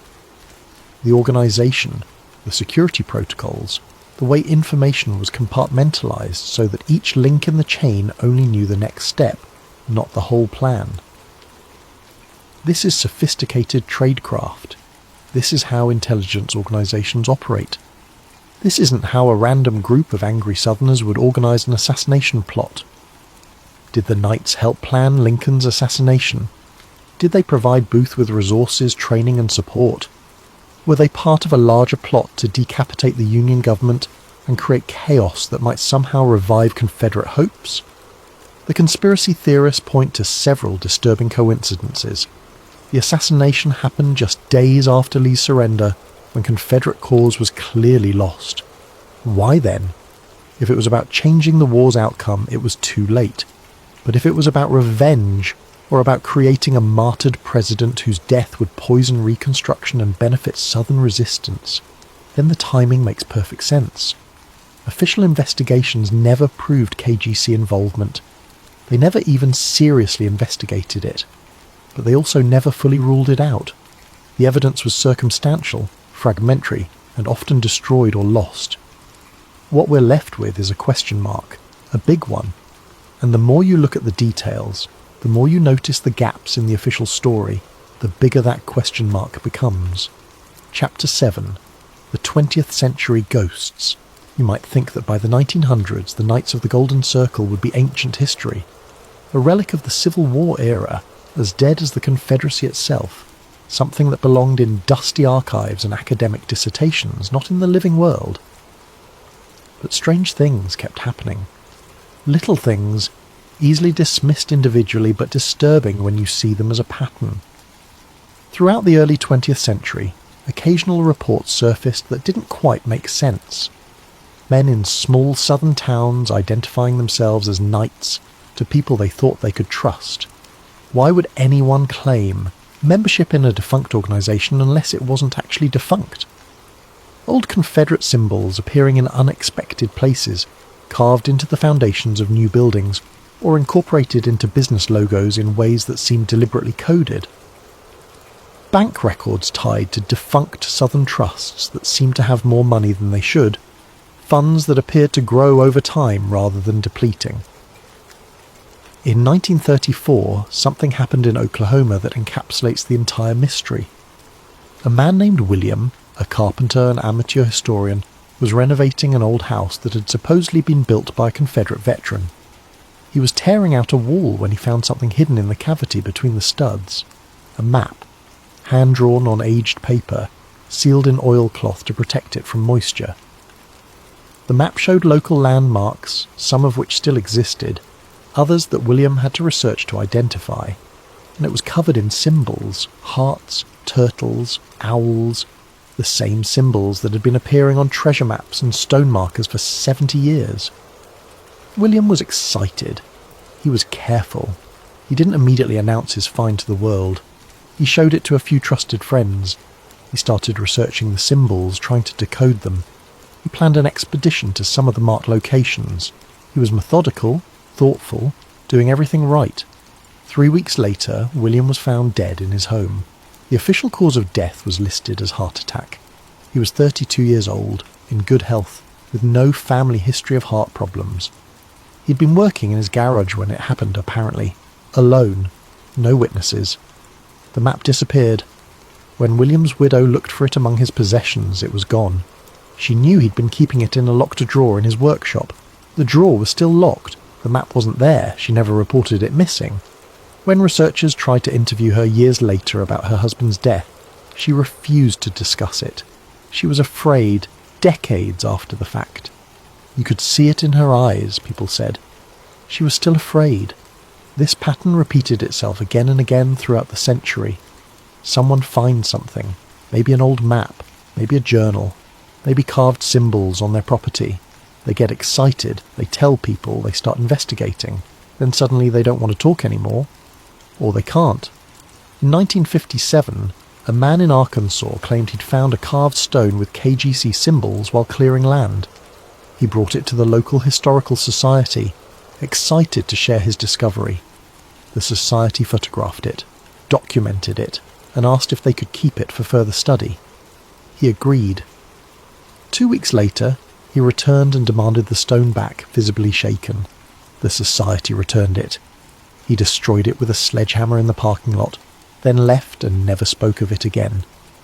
Historical Society members later said he looked terrified, like someone had put a genuine fear into him. In 1973, a construction crew in East Texas accidentally uncovered what appeared to be a small buried vault while excavating for a shopping centre foundation. Inside were Confederate coins, personal effects, and documents. The vault had KGC symbols carved into its stone lid. The crew foreman called the site supervisor. The supervisor made some phone calls. Within hours, men in suits arrived and took control of the site. The crew was told to forget what they'd seen, and were given substantial bonuses to ensure their silence. The vault and its contents disappeared. The shopping centre was built. To this day, nobody knows what happened to the artefacts or who those men in suits were. The treasure hunters who survived these encounters learned an important lesson. If you find something real, you stay quiet. You don't post about it on social media, though that didn't exist for most of this history. You don't give interviews. You don't write books. You very carefully navigate the legal questions about claiming buried treasure on public or private land, and you hope nobody asks too many questions.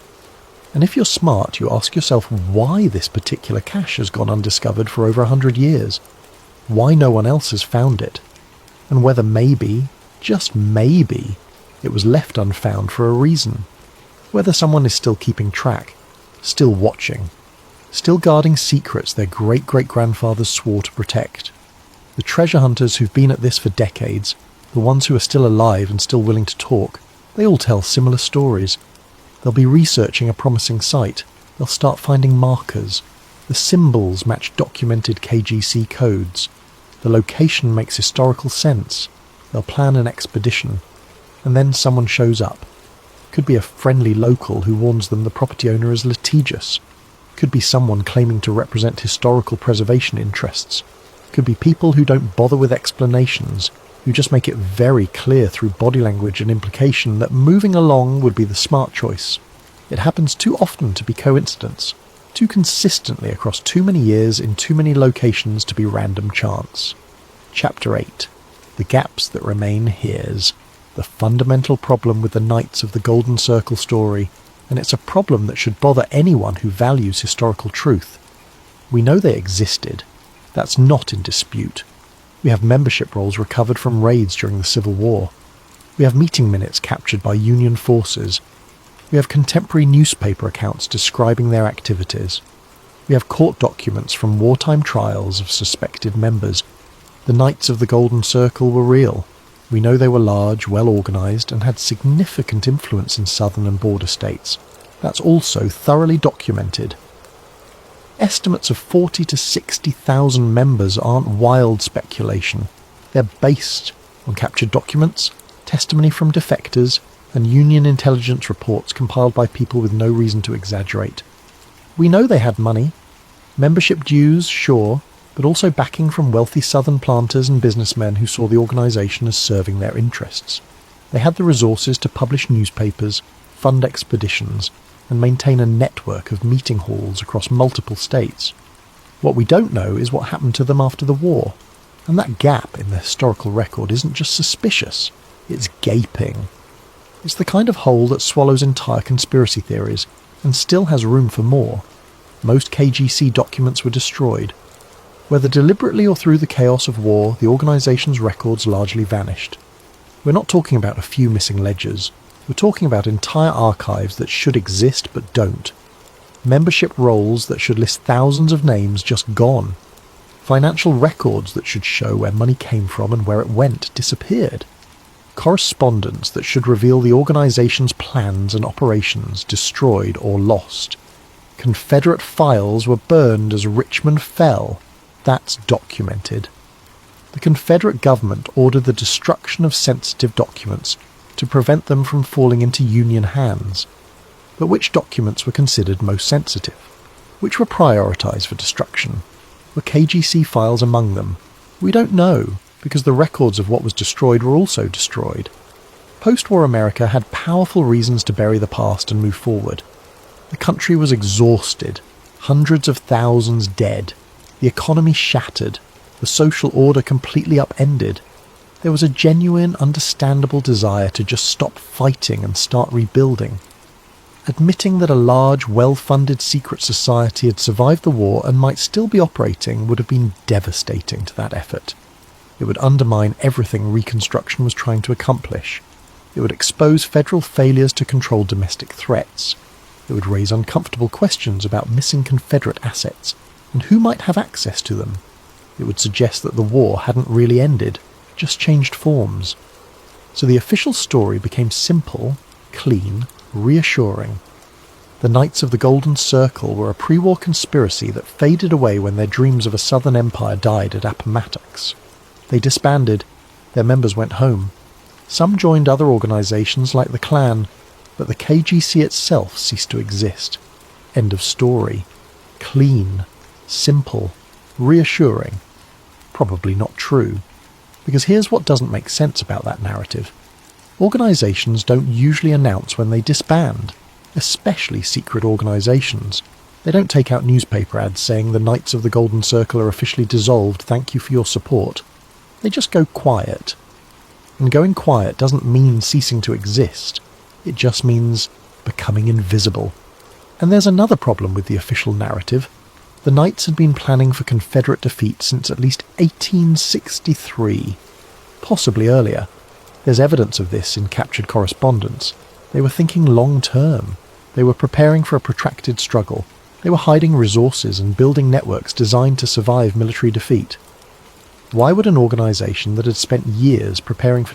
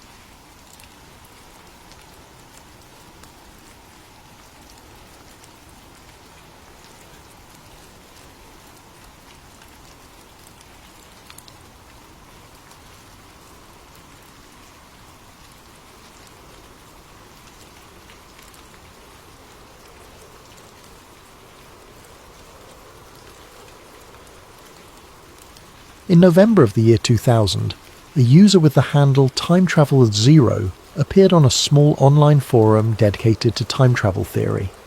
The posts were technical, confident, and oddly specific. Within weeks, the user changed their name to John Teeter and began making claims that would haunt researchers for decades. This is not a story about whether time travel is real. This is a story about information that appeared before it should have been possible to know it. About technical knowledge posted online that would not be publicly confirmed until years later. About a pattern of details so consistent that dismissing them requires almost as much effort as believing them. What follows is an investigation into one of the internet's most persistent mysteries. Not because the evidence is conclusive, but because it refuses to be easily explained away. The internet in the year 2000 was fundamentally different from what exists today. Broadband was rare. Most users connected through dial-up modems that screamed and hissed before establishing connection. Social media did not exist in any recognisable form. Forums were isolated communities, small islands of discussion where the same few dozen people might interact for years without ever knowing each other's real names. It was in this environment that something unusual happened, something that would generate more questions than answers for the next 2 decades. Chapter 1. The Man Who Appeared Online. The Time Travel Institute was one of several forums where enthusiasts discussed the theoretical physics of temporal displacement.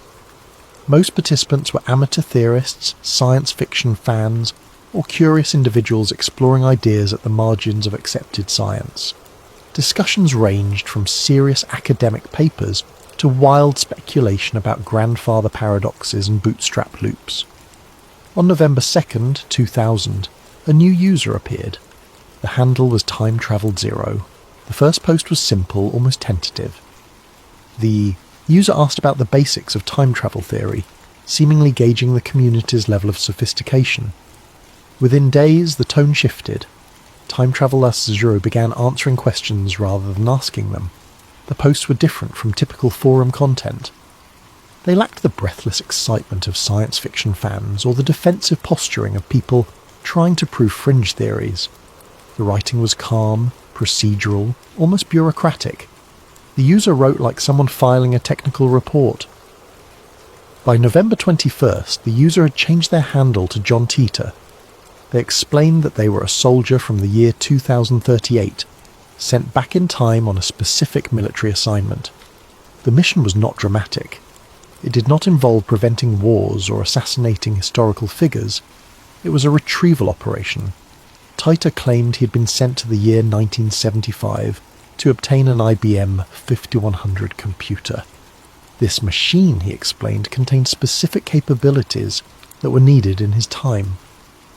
After collecting the computer, he had stopped in the year 2000 to visit family and to see the world before a series of catastrophic events that he claimed would reshape American society. The story was elaborate, but the internet had seen elaborate stories before. What made Teeter unusual was his willingness to engage. He did not simply drop his claims and disappear, he stayed. He answered hundreds of questions over the course of 5 months. He provided technical diagrams. He discussed physics, sociology, and history. He described daily life in his time with mundane detail that seemed inconsistent with fiction. When users asked about future technology, he did not describe flying cars or utopian cities. He described a world that had regressed in some ways. Centralized infrastructure had failed. Communities were smaller, more localized. Technology existed but was simpler, more rugged, designed for reliability rather than advancement. He mentioned that music was still created, but distribution had changed. He said people grew their own food more often. He described a culture that had been through conflict and had emerged more cautious, more self-reliant, less trusting of large institutions. These details felt real in a way that science fiction often does not. They were boring. They were human scale. They suggested experience rather than imagination. Teeter posted photographs. One showed the temporal displacement unit installed in the back of a vehicle. The image was grainy, taken with the low-resolution digital cameras available at the time. The device looked industrial, almost crude. Banks of equipment, cooling systems, control panels. It did not resemble Hollywood's sleek time machines. It looked like something built by engineers working under military constraints. He also posted hand-drawn diagrams explaining how the machine worked. The drawings were technical, but not polished. They looked like field notes, sketches made by someone who understood the mechanics, but was not a professional illustrator. The diagrams included labels, measurements and notations about gravitational fields and particle acceleration. Throughout his time on the forums, Teeter maintained a consistent persona. He was polite but not warm. He answered questions directly but did not volunteer unnecessary information. He acknowledged skepticism without becoming defensive. When people called him a liar or a fraud, he responded that he understood their position and that he did not require belief. This restraint was unusual. Most hoaxes escalate. They become more dramatic, more desperate for validation. Teeter did the opposite. He became more measured as time went on, as if the novelty of the conversation had worn off and he was simply fulfilling an obligation. On March 24, 2001, John Teeter posted his final message. It was brief. He thanked the community for their questions and stated that he would be leaving. He did not specify where or when he was going. He did not promise to return.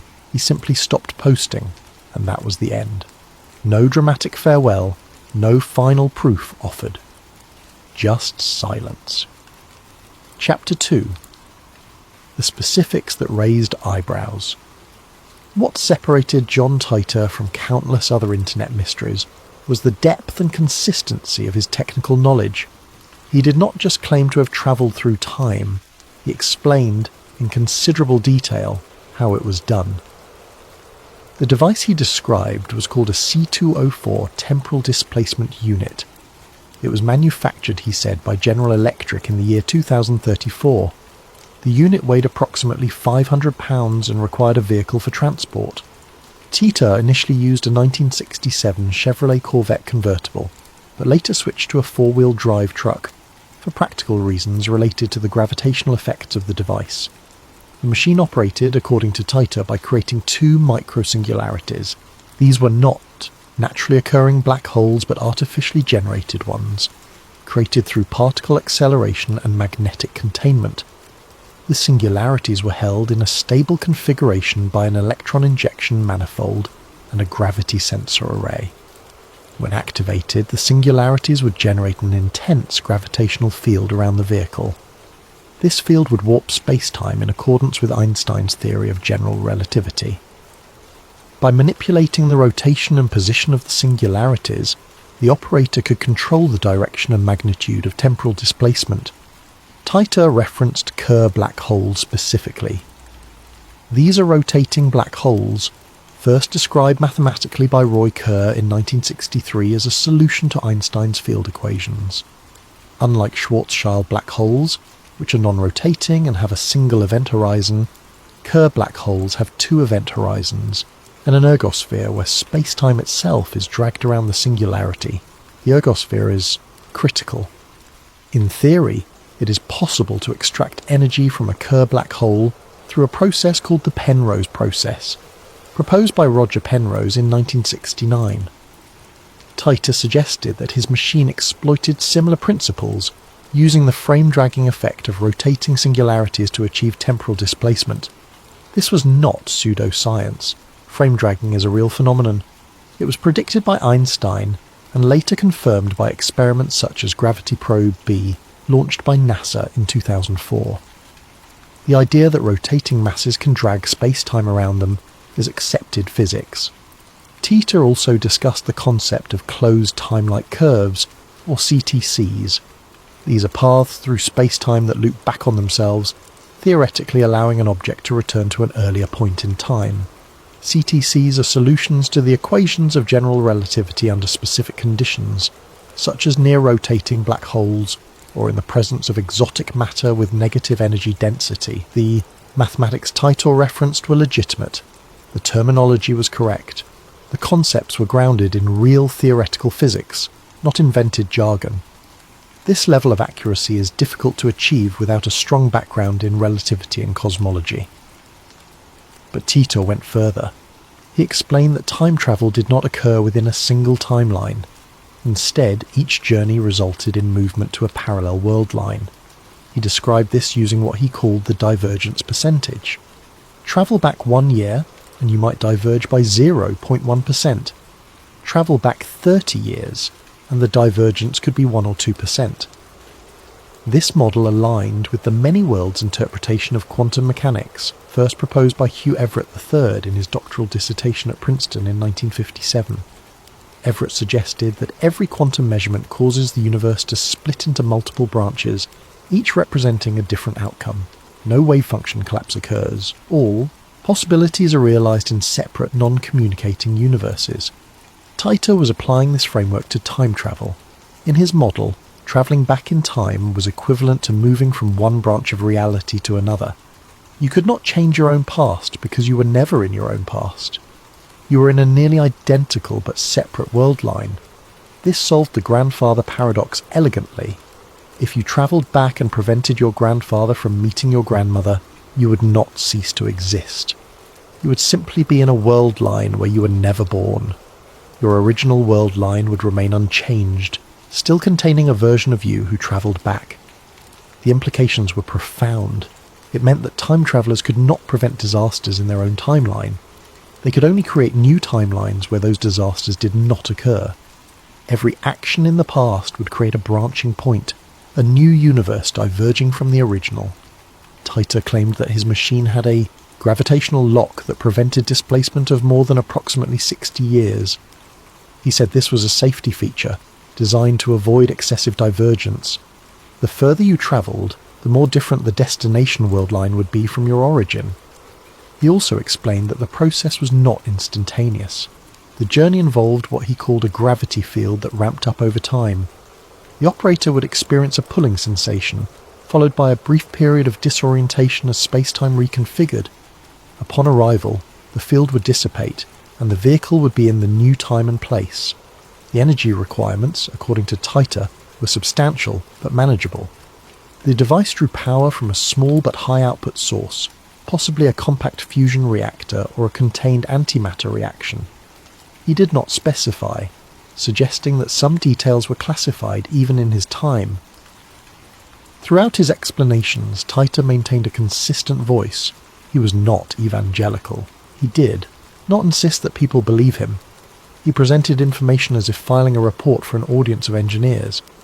When asked questions beyond his expertise, he admitted he did not know. When challenged on physics, he engaged thoughtfully rather than deflecting. This consistency is difficult to maintain over hundreds of posts spanning 5 months. It requires either genuine knowledge or exceptional discipline. Chapter 3. Predictions made in advance.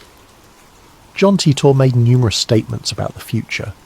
Some were vague, some were specific, and some aligned with events that occurred years after his posts, raising uncomfortable questions about how he could have known. He described a future marked by civil conflict in the United States. He said that by 2015, tensions between rural and urban populations would escalate into something resembling a civil war. He described it not as a traditional war with clear battle lines, but as a slow-burning conflict characterized by federal overreach, local resistance, and increasing breakdowns in trust. In the year 2000, this was not a mainstream narrative. The nation had just elected George W. Bush in a contested election, but the political climate was not yet defined by the extreme polarization that would characterize later years. Social media had not yet amplified divisions. The idea of civil conflict seemed remote to most people. Titer also mentioned that the conflict would be tied to issues of civil liberties and federal power. He suggested that a crisis, possibly related to terrorism or security concerns, would lead to increased government control. Citizens in rural areas, he claimed, would resist this control, leading to fractures that would deepen over time. By 2001, the September 11th attacks occurred. The Patriot Act was passed. Surveillance expanded. Debates about civil liberties intensified. Whether Titer predicted this or simply observed trends already in motion is unclear, but the alignment is notable. He predicted that CERN would discover miniature black holes around 2001. This did not happen exactly as stated. However, the Large Hadron Collider, which began operations in 2008, was designed in part to test theories related to micro-black holes and higher dimensional physics. Some theoretical models suggested that such black holes could be created, though none have been detected. Titer's claim about CERN is often cited as a failed prediction, but it is worth noting that his timeline divergence model allows for such failures. If his world line was 1 or 2% different from ours, events might occur at slightly different times, or not at all. He also mentioned mad cow disease. At the time, it was already a known issue, particularly in the United Kingdom. But Titer suggested it would become a more significant problem in the United States. By 2003, the first case of mad cow disease was confirmed in a cow in Washington state. The discovery led to widespread panic, beef recalls, and a temporary ban on American beef exports. Again, this was not a dramatic prediction. Mad cow disease was already in the news. But Titer's emphasis on it, in 2000, before it became a major American issue, shows a pattern of being slightly ahead of the curve. He described advances in computer technology that matched later developments. He mentioned multi-core processors, distributed computing, and the importance of legacy system compatibility. He said that in his time, older programming languages and systems were still in use because they were reliable and well understood. This aligns with the reality of enterprise computing, where COBOL and other legacy languages remain critical decades after being developed. Titor also discussed the internet. He said it would become less centralised, more fragmented. He mentioned that in his time, communities used localised networks rather than relying on massive global platforms. This has not fully occurred, but trends toward decentralised systems, mesh networks and blockchain technologies reflect movement in that direction. Perhaps most unsettling were his social predictions. He described increasing distrust in institutions. He mentioned that people would become more self-sufficient, growing their own food and relying on local communities. He said media would fracture, with people choosing sources that aligned with their existing beliefs. These trends have accelerated dramatically since 2000. The rise of social media, the decline of traditional journalism, the growth of political polarization, and the emphasis on self-reliance and preparedness all align with Titor's descriptions. None of this is proof. Trends can be observed and extrapolated. A skilled futurist could make educated guesses. But the consistency of Titor's vision, particularly for someone writing in the year 2000, is striking. Chapter 4. The IBM connection, the single most compelling piece of evidence in the John Titor case, involves a computer manufactured in the 1970s. Titor claimed that his mission was to retrieve an IBM 5100 portable computer. This was not a random choice. He stated specifically that the IBM 5100 had a unique feature that was not publicly documented. The machine could emulate and translate older programming languages used in mainframe systems from the 1960s and 70s. This capability, he said, was critical in his time. Legacy systems in 2038 still relied on code written decades earlier, and the IBM 5100 was one of the few machines capable of debugging and translating that code. Without it, critical infrastructure would fail. In the year 2000, the IBM 5100 was an obscure piece of technology.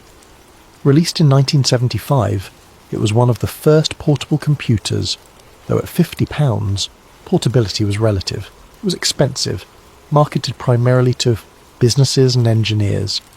By 2000, it was largely forgotten, a curiosity for vintage computing enthusiasts, but not widely discussed. Titor's claim about the undocumented feature seemed oddly specific. Why choose this particular computer? Why claim it had a secret capability? Years later, engineers who had worked on the IBM 5100 began to speak publicly.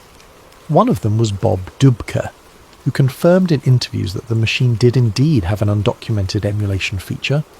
It could read and translate code from older IBM mainframe systems, including those written in APL and BASIC.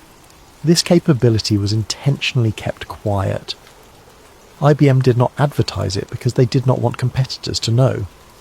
It was a feature built in for corporate clients who needed backward compatibility, but was not included in user manuals or marketing materials.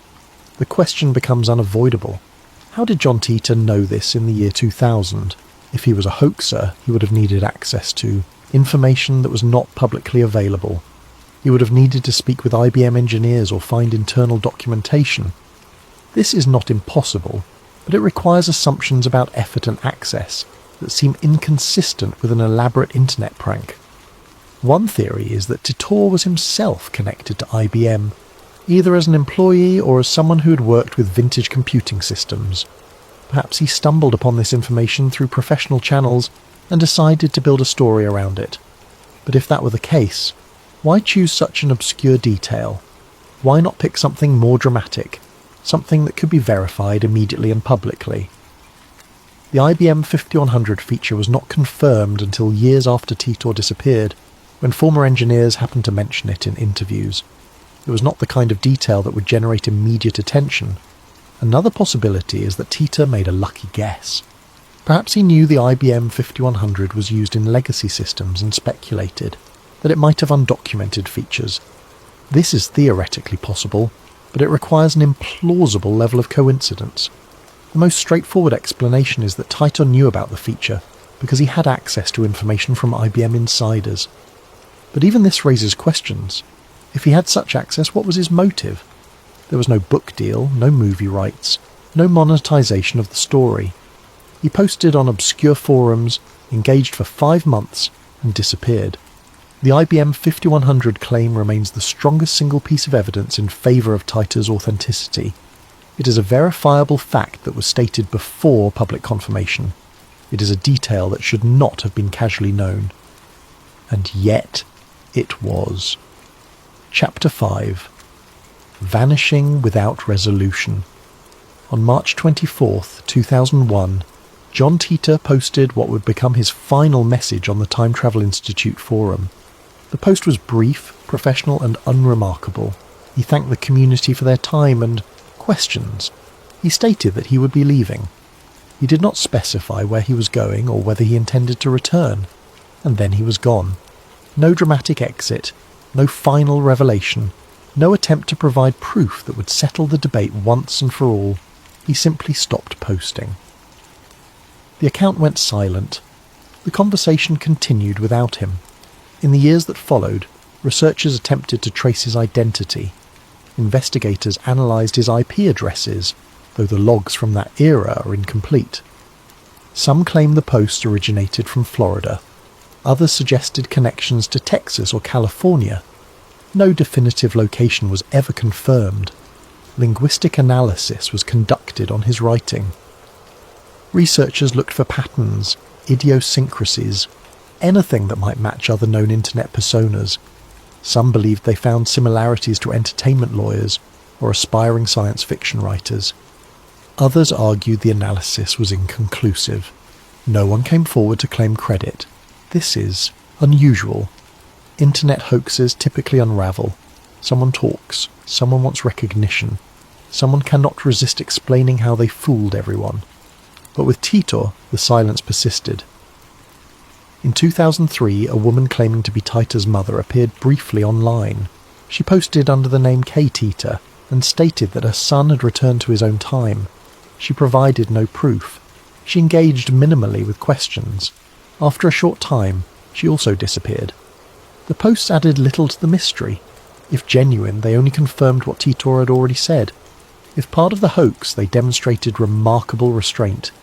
Most hoaxers would have used such an opportunity to expand the story, to add new details or dramatic twists.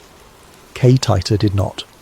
She simply stated that her son had left and that she missed him. Attempts to monetize the story came later, but not from Titor himself.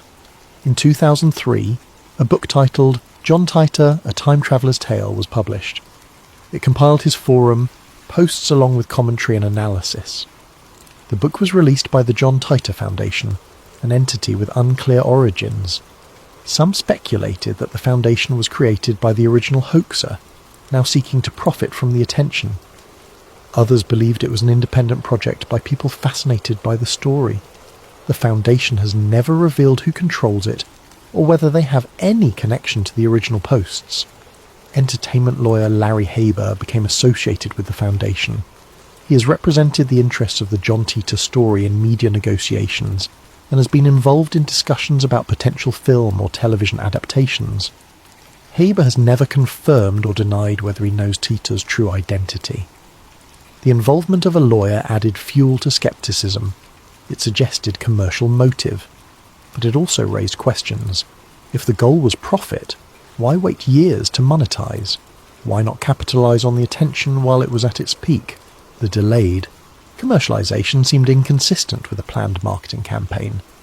Over the years, various individuals have been proposed as the real John Titor. Some have been investigated extensively. None have been definitively proven. The most compelling candidates have all denied involvement, and no evidence has emerged that conclusively links any individual to the posts. The mystery has persisted precisely because it has no clean resolution. There is no confession, no smoking gun, no moment where the curtain is pulled back and the truth is revealed. The case simply remains open, suspended in a state of permanent ambiguity. This lack of closure is itself unusual. It suggests either extraordinary discipline on the part of a hoaxer, or the possibility that there is nothing to confess. Chapter 6. Parallel Timelines and Damage Control. One of the most sophisticated aspects of John Titor's narrative was his explanation of how time travel functioned. He did not describe a single fixed timeline where changes could create paradoxes. He described something far more complex and, intriguingly, more consistent with certain interpretations of modern physics. According to Titer, time travel did not occur along a single linear path. Instead, the universe consisted of infinite parallel world lines, each representing a slightly different version of reality. Every quantum event, every decision, every moment of chance created branching points where timelines diverged. When a time traveller moved backward or forward in time, they did not stay within their original world line. They shifted to a parallel one. The degree of divergence depended on the distance travelled. A short jump of a few years might result in a world line almost identical to the origin. A jump of decades would result in greater differences. Titer used a percentage system to describe divergence. He claimed his world line had approximately a 2% divergence from the year 2000 timeline he was visiting. This meant that major historical events were the same. World War II occurred. The Cold War happened. Technology developed along similar paths. But minor details differed. This framework had profound implications. It meant that paradoxes were impossible. If you travelled back in time and killed your grandfather, you would not cease to exist. You would simply be in a world line where you were never born. Your original world line would continue unchanged, still containing the version of you who travelled back. The model also explained why Titer's predictions could fail without disproving his story. If his world line diverged from ours, events that occurred in his timeline might not occur in ours. The civil war he described might happen in his world line but not in ours. CERN might discover micro-black holes in his world line but not in ours. This creates an unfalsifiable narrative. Any failed prediction can be attributed to timeline divergence rather than fraud. Critics argue this makes the story immune to disproof. Supporters argue it makes the story consistent with real theoretical physics. The many-worlds interpretation of quantum mechanics, on which Titer's model was based, is a legitimate scientific framework. It was developed by Hugh Everett III in his doctoral thesis at Princeton in 1957. Everett proposed that the wave function never collapses. Instead, all possible outcomes of a quantum measurement occur, each in a separate branch of reality. This interpretation has been debated extensively. Some physicists embrace it because it avoids the measurement problem in quantum mechanics. Others reject it because it seems to violate Occam's razor by proposing an infinite number of unobservable universes. But the interpretation remains a valid solution to the equations of quantum mechanics. It is taught in university physics courses. It is discussed in peer-reviewed journals. It is not fringe science. Titer applied this framework to macroscopic time, travel. He suggested that the same branching that occurs at the quantum level occurs when traversing time. Each journey creates or accesses a new branch. This would have practical implications for time travellers. They could not use time travel to fix problems in their own timeline. They could gather information, retrieve objects, or observe historical events, but any intervention would only affect the new timeline they entered. Titer claimed that this was well understood in his era. Time travel was used for specific missions, primarily retrieval operations or reconnaissance. It was not used to prevent disasters because such prevention would only benefit alternate timelines, not the origin timeline. This pragmatic approach to time travel felt authentic. It lacked the grandiosity of most science fiction. It was not about saving the world or becoming a hero. It was about logistics, about obtaining specific resources or information under controlled conditions. The framework also provided a built-in explanation for why Titer could discuss future events without fear of changing them. Anything he said would only influence the timeline he was visiting, not his own. His timeline would continue on its path regardless of what he revealed. This created a strange ethical situation. Titer could warn people about future disasters, but those warnings would not save anyone in his timeline. They might save people in the new timeline, but his own loved ones, his own history, would remain unchanged. He acknowledged this in his posts. When asked why he did not try to prevent tragedies, he explained that it would be futile. He could prevent them here, but not there, and his mission parameters did not include intervention. This fatalistic acceptance felt real. It suggested someone who had thought deeply about the implications of time travel and had come to terms with its limitations. Chapter 7. Other cases that do not fit. John Titor is not the only person in history to claim foreknowledge of events or to exhibit information that seems temporally displaced. The historical record contains numerous accounts of individuals who described future technologies, predicted events, or possessed knowledge they should not have had. In 1932, a science fiction story called A Logic Named Joe was written by Murray Leinster. The story described a device that could access all human knowledge instantly, answer questions, and connect people across distances. It predicted the internet with remarkable accuracy, decades before computers were widely available. Was Leinster a time traveller? Almost certainly not. He was a skilled science fiction writer who extrapolated from existing trends. But the accuracy of his prediction demonstrates that foresight is possible without time travel. The question is always where the line exists between extrapolation and impossible knowledge. In 1950, a man named Rudolf Fentz allegedly appeared in New York City's Times Square and was struck by a car. According to the story, he was wearing 19th century clothing, carried old currency, and had no modern identification. Police investigated and supposedly found records of a man by that name who had disappeared in 1876. This story is compelling, but it was later revealed to be fiction. It originated in a short story published in Collier's magazine. The author Jack Finney wrote it as speculative fiction, not as a factual account.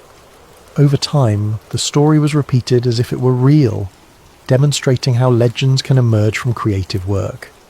The Fentz case is a cautionary tale. It shows how easily fiction can be mistaken for fact, especially when details are specific and the story has emotional resonance. It also shows why the Titor case is different. Titor's posts were not presented as fiction. They were presented as first-hand accounts, and they contained verifiable details that were later confirmed. In the 1980s and 90s, several individuals claimed to have knowledge of future events. Some described technological developments. Others predicted political changes or natural disasters. Most were wrong. A few were disturbingly accurate. In 1984, a book called The Late Great Planet Earth by Hal Lindsey predicted a series of global crises based on biblical prophecy. Many of the predictions failed, but some, particularly those related to Middle Eastern conflict and nuclear proliferation, aligned with later events. Was this foreknowledge or pattern recognition? The debate continues. In the early 2000s, anonymous posts began appearing on internet image boards, claiming knowledge of future events. Some predicted natural disasters. Others described economic collapses or political upheavals. Most were quickly forgotten. A few remain unsettling. In 2008, a post on a forum claimed that a major earthquake would strike Japan. In 2011, the Tohoku earthquake and tsunami devastated the region. The post did not specify a date. It did not provide precise details, but it mentioned Japan, earthquakes, and nuclear consequences. The Fukushima nuclear disaster followed the earthquake. Skeptics note that Japan is an earthquake-prone region. Predicting an earthquake there is not remarkable, but the timing and the mention of nuclear consequences add a layer of specificity that is harder to dismiss as coincidence. In 2013, an anonymous user on an image board described a pandemic emerging from China that would spread globally and lead to widespread lockdowns. In 2019, such a pandemic began. The post did not name a virus. It did not give a timeline. But the general framework matched. Again, pandemics are not unprecedented. Predicting one is not impossible.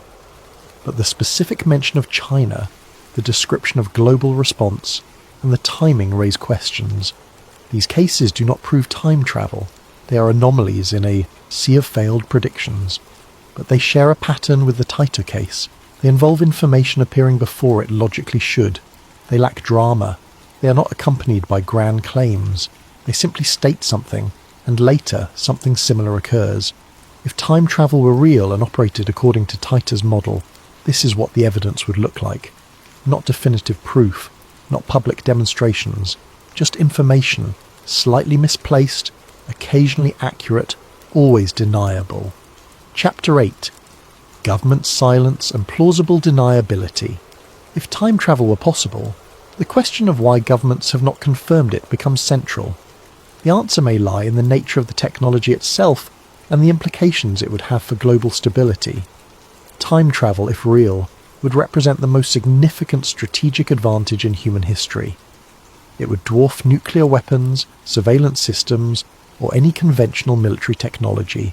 A nation with time travel could observe enemy planning before it occurs, retrieve lost intelligence from historical archives, verify the accuracy of historical records, monitor the activities of rival nations in real time without detection, recover lost technologies or knowledge, understand the long-term consequences of policy decisions before implementing them. But these capabilities come with extraordinary risks. The potential for paradoxes, even in a many-worlds framework, could destabilize the fabric of reality. The economic implications would be catastrophic. If time travel were known to exist, markets would collapse. How could contracts be enforced if the past is not fixed? How could property rights be maintained? How could justice systems function? For these reasons, any government possessing time travel would maintain absolute secrecy. Disclosure would not be an option. Even limited acknowledgement would invite scrutiny, espionage, and destabilization. The technology would be compartmentalized, classified at the highest levels, and restricted to a small number of authorized personnel. This creates a problem for verification. If time travel is classified, there will be no public demonstrations, no congressional hearings, no freedom of information requests that yield results. The only evidence would be leaks, accidents, or individuals who travelled and chose to speak. John Titor fits this profile. He claimed to be a soldier on a sanctioned mission. He was not a rogue traveller or a whistleblower. He was operating, he said, within established protocols. His mission had specific parameters. He was retrieving a computer, visiting family, and observing the past. If the story were true, this is exactly how a controlled disclosure might occur. Not through official channels, which would be too risky, but through an individual who shared information in a format that was deniable. Internet forums in 2000 were perfect for this. They were obscure, loosely moderated, and easily dismissed as fiction. Titor's posts could be acknowledged without confirmation. Officials could dismiss them as creative writing. No investigation would be required. No resources would be allocated. The information would remain in the public domain, accessible to anyone curious enough to look but never validated. This approach provides plausible deniability. If questions arise, the answer is simple. It was a hoax, an elaborate internet story, entertainment, nothing more. But what if it was not? The strategic value of plausible deniability is immense. Information can be shared without risk. If the information proves useful to certain parties, it can be acted upon. If it proves inconvenient, it can be ignored. The source can be discredited without effort because the source has already discredited itself by claiming to be a time traveller. This is the perfect cover for a leak. It is information hiding in plain sight, protected by its own implausibility. Consider the alternative. If time travel exists and is classified, how else would information escape? Through official channels? Unlikely. Governments do not voluntarily disclose their most sensitive technologies. Through whistleblowers? Possible, but risky. Whistleblowers face prosecution, surveillance, and retaliation. An anonymous post on an obscure forum claiming to be from a time traveller would be dismissed immediately by most people. But it would also be preserved, archived, and accessible. It would enter the public consciousness without triggering a response from authorities. It would be the perfect method for getting information out without getting caught. Silence in this context is not evidence of absence. It is evidence of control. Governments that possess advanced technology do not announce it. They use it quietly, deny its existence publicly, and allow speculation to fill the void. The lack of official response to the Titor case is consistent with this model. No agency has investigated, no official has commented. The story remains in the realm of internet folklore, never quite debunked, never quite confirmed, and perhaps that is exactly the point. Chapter 9. The evidence that cannot be unseen. When all elements of the John Titor case are examined together, a pattern emerges that resists simple explanation. The individual components can be questioned, but the totality presents a more complex picture. The IBM 51